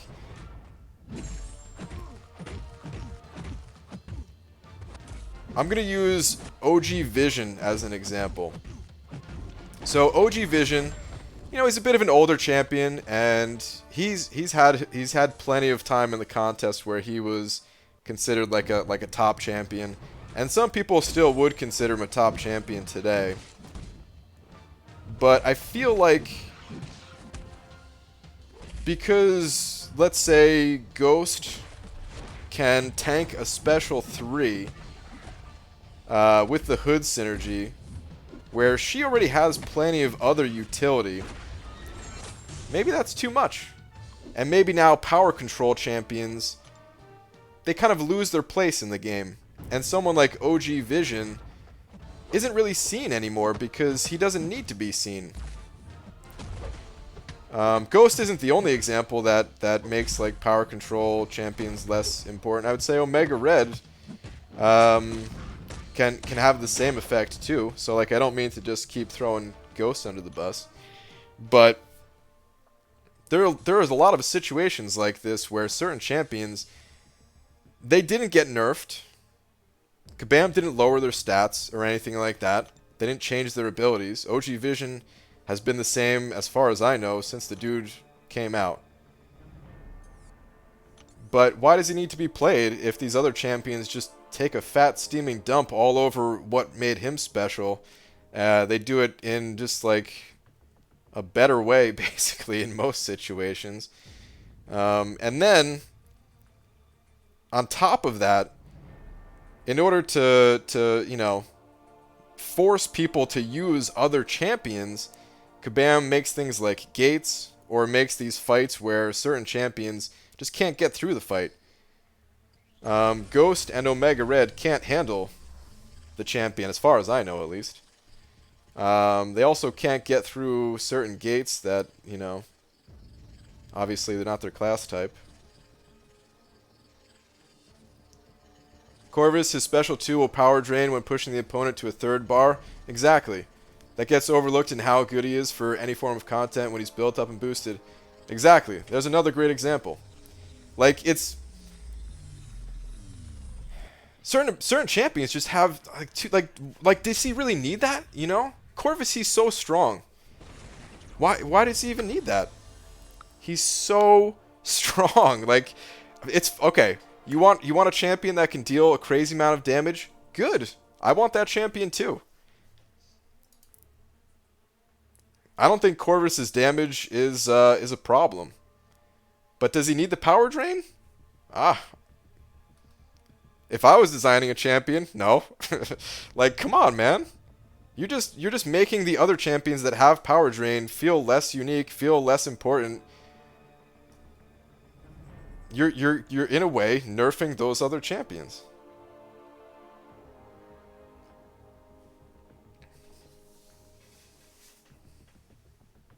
Like, I don't know, man. Sometimes I guess when I talk about nerfing champions, I'm sure a lot of people think that I just don't want champions to be good. I don't want people to have a good time in this game. I don't want content to be too easy or something like that. There's on some levels that might be part of it, you know. If certain champions trivialize certain parts of the game, then yeah, it's a problem. Like if Scarlet Witch is stun locking the opponent throughout the entire fight, that's a problem, right? It makes the game pretty boring, in my opinion. But there's other times when it's just like, okay, this champion's really good, but it's like making the other champions that had unique abilities, it's just like eliminating from the game practically, because you don't need to use them if champion X can do everything that this other champion can do, but also does crazy damage and also has more immunities and all this other stuff.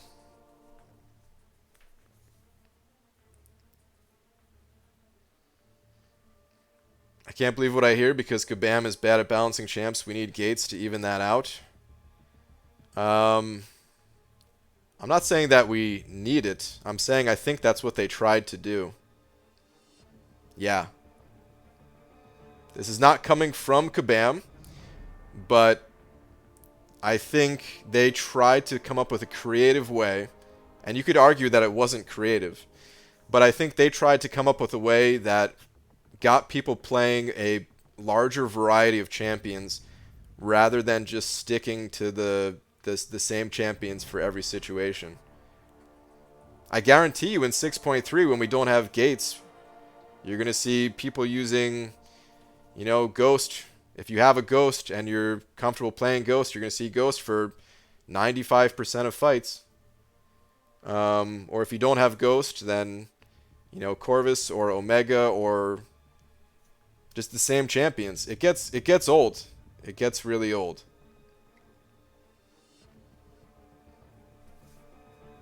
For me, at least. Some people really like it. You know, everyone has their own opinion.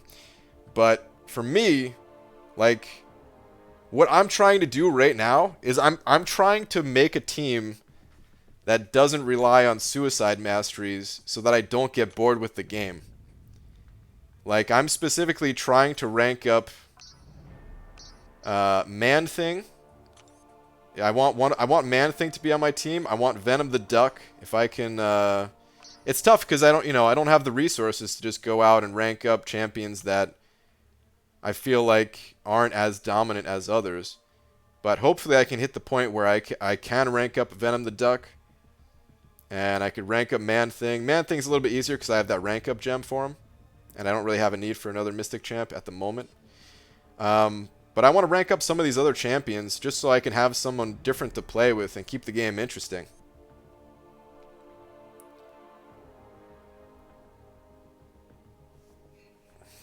It's definitely what they tried to do, and they realized how much people disliked it to the extent they pushed it with 6.2.2.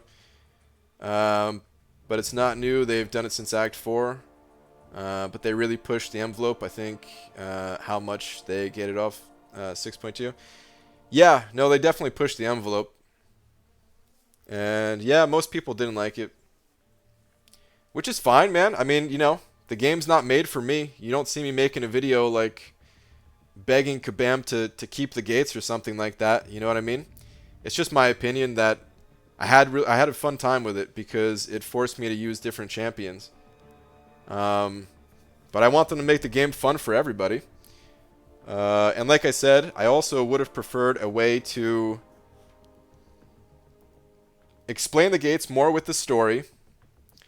And then even give ways to unlock the gates based on like the order that you complete the content in.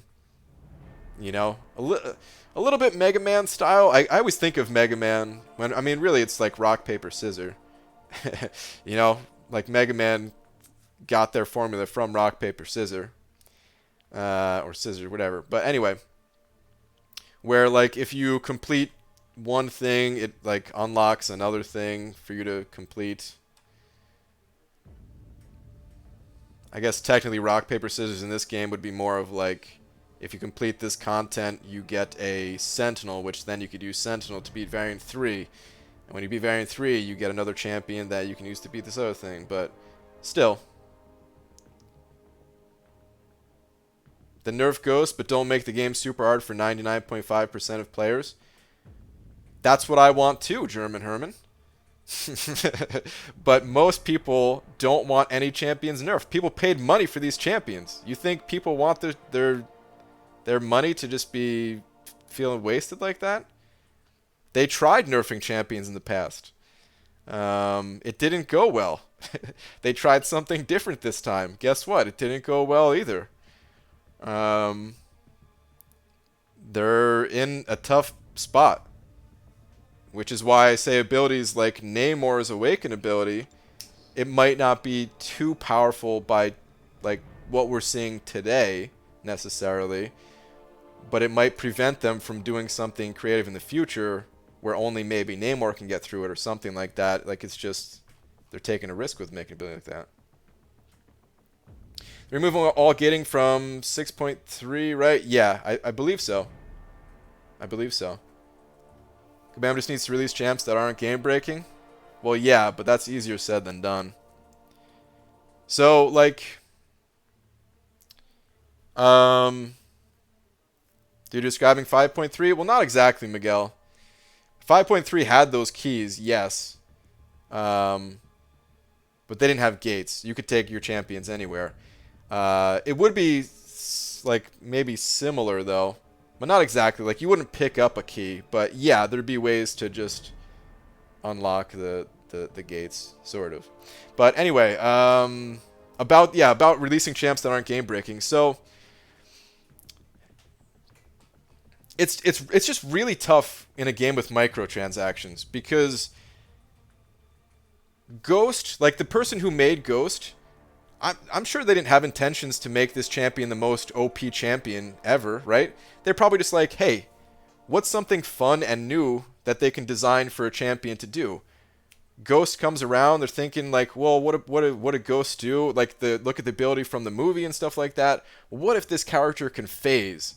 That's a really cool idea, and hey, this is like a new concept, and we want people to have fun with it, and you know, they don't know how like good people are going to get at phasing with Ghost, and what ability is going to be game breaking or not. They're just trying to make something cool and interesting, and they have to keep making things cool and interesting, otherwise people are going to get bored of the game, and you know, they're not going to spend any money in the game and all that. But sometimes they go too far, and this happens in every single game, where sometimes they go a little too far. They don't get the balance right away. As a matter of fact, no game gets the balance right away every time. The difference between this game and other games, though, is that people directly paid money for that champion. If you look at a game that is where you don't pay for the character, like Dota, for example, where you're paying for cosmetic things, if there's balance changes, that's fine. That's an accepted part of the game because you didn't pay for that, for what's being changed, you know?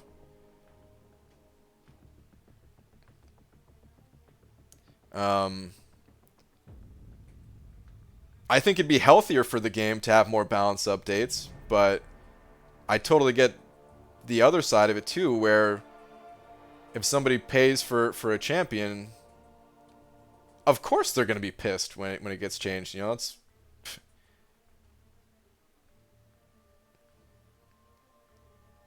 And of course they're, you know, going to potentially quit the game over something like that.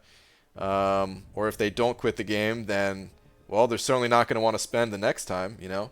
I think people have this perception too, where Kabam releases something OP to get people to spend, and then nerf them afterwards, like after they spent or something like that.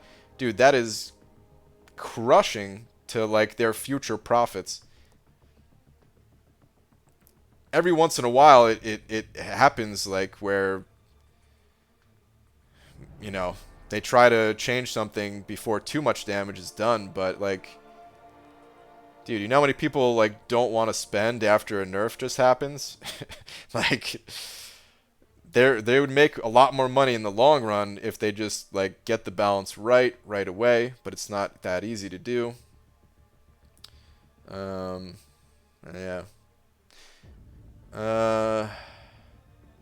Understand the balancing is an immense task when it comes to these new champs, between how they interact with all the masteries, all the different champs in the game, and all the different interactions with nodes within the game.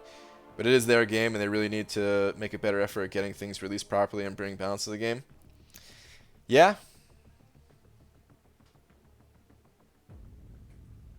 I don't know exactly what things look like on their side of it, but I do wish things were balanced better. I can say that much at least.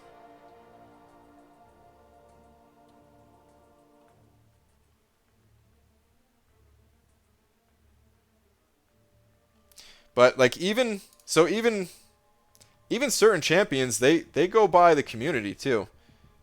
Like it took a while for Corvus to catch on. It seems so obvious now. Like, well, duh, Corvus is gonna be super strong. Like, look how like his damage is crazy, right? Yet he went for like 13 million in the arena. And after that, people generally thought Corvus was not a good champion. And then I can't remember how long it took. You know, it might have only taken like a month, maybe like 2 months. I don't remember. But it took a little bit of time, and then yeah, Corvus just exploded in popularity once people understood what you can do with the character. So like imagine that on like the development side. Um,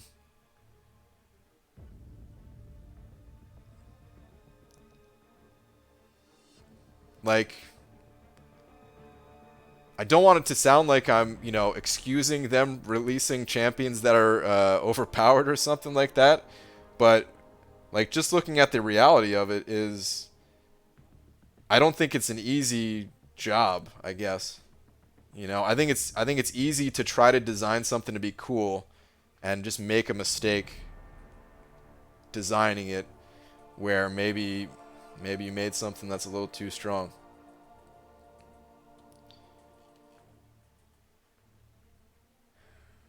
Corvus looked so bad on paper back then. I know.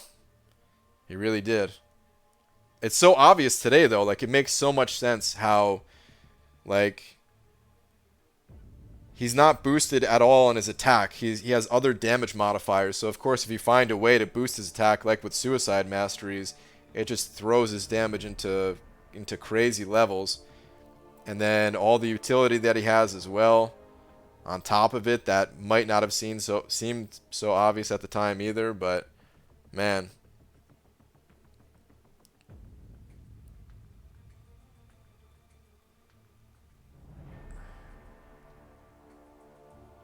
I heard somewhere that developer of Elsa Bloodstone said that nobody has figured out her full potential yet.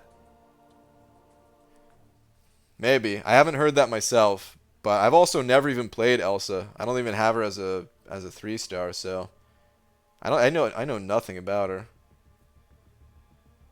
Even now, people having been going back and noticing that Doc Ock is actually really good in a lot of situations. Yeah, there's a lot of things that they're just not that obvious, man, you know? But anyway.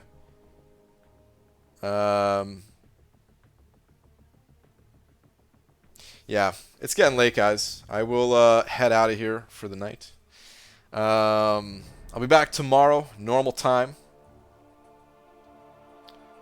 Be true, but when they have issues with your car, you're not looking at the processes of the OEM. You expect that things are tested sufficiently. I mean, they are the experts.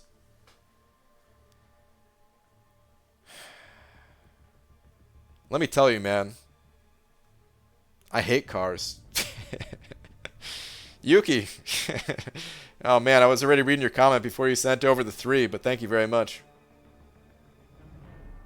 I feel like cars break down more than they should. You know?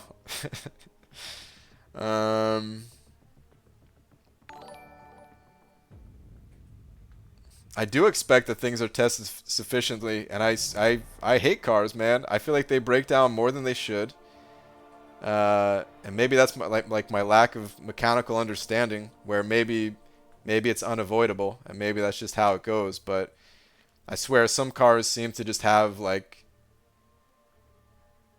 so many more problems than others, and like, why is that? You know, different things fail way faster than they should. all this stuff. I don't know. It's tough to compare to something like a game.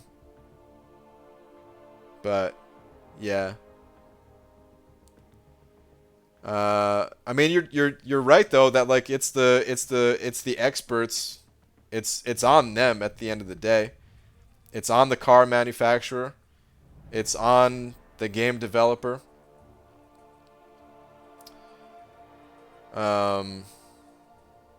I guess, like I said, like I'm not trying to excuse anything. Like it's their responsibility. Absolutely. I guess the only thing that I'm trying to say is that it's not easy. I don't think it's nearly as easy as a lot of people think. That's number one. And number two is that I wish this game wasn't free to play sometimes. I wish, or if it was free to play, I wish there weren't microtransactions to get each character. Because when there's microtransactions to get each character, then you can't really have balance updates. Which is actually... I'm going to talk more about that in... I mean, I'm not going to talk more about it than I did just now, I guess. But the video that I'm recording about Realm of Champions, I have like two and a half concerns about that game. And that is my number one concern about Realm of Champions. For a little spoiler in that video, I guess, is just that the balance for that game, I don't know how it's going to work out, you know? It's a, like, so here's the thing. And then I got to go after I say this, because it really is getting late. So, the balance in this game, I feel like there's big issues with it. And Contest of Champions is a PvE game, really. You're not playing directly against somebody. In many ways, you're kind of competing with other people and that kind of thing. But you're not. It's not a one-on-one situation where you could really feel the imbalance. But in a PvP game, when you could really feel that imbalance, there needs to be balance updates, and it needs to be like a major part of the game. And if people are paying to get these characters and they're having them, you know, if there's balance updates and that's making people quit the game over and stuff, like, you know, like Kabam needs players to not quit, and they also need to do balance updates. Can they do both in a free-to-play game? It's a real concern, you know? It's not even like a concern with Kabam. It's a concern with free-to-play games in general. Is it possible to pull off? I don't know. But we don't have microtransactions to get a character, is to get a chance to get that champion. That's true. It's not, yeah. I mean, it's, don't call it a microtransaction, I guess. It's a major transaction. Sometimes you got to spend a lot. All right, but anyway, I'm gonna head out of here. I'll see you guys all tomorrow. Honestly, microtransactions are probably what's keeping the ads out of the game, I think. Yeah, I'd rather have microtransactions than ads. I don't think microtransactions are the worst things in gaming in general. Sometimes they're overly done. In MCOC, they're overly done. I would absolutely say that. But in general, I want these companies making money so that they can keep making the game, keep developing the game, and I'd rather not have ads in the game. So there are worse things. But all right, anyway, we can talk more tomorrow. Good night, everybody. Last Sarnian, thank you very much. If you're still in here, still lurking, still shattering kneecaps, thank you very much for being the big D of the night, the massive D. And thank you to everyone else that sent over a little something as well. I appreciate it, guys. Day stream? Oh, yeah, that's right. Day stream tomorrow. 6.2, itemless. We're continuing it. I don't know exactly what time. It's always a little bit hard for me to say during the day. I would guess sometime around 12 or 1 p.m. roughly. We'll see. But all right, I'll see you guys then. Good night, everybody.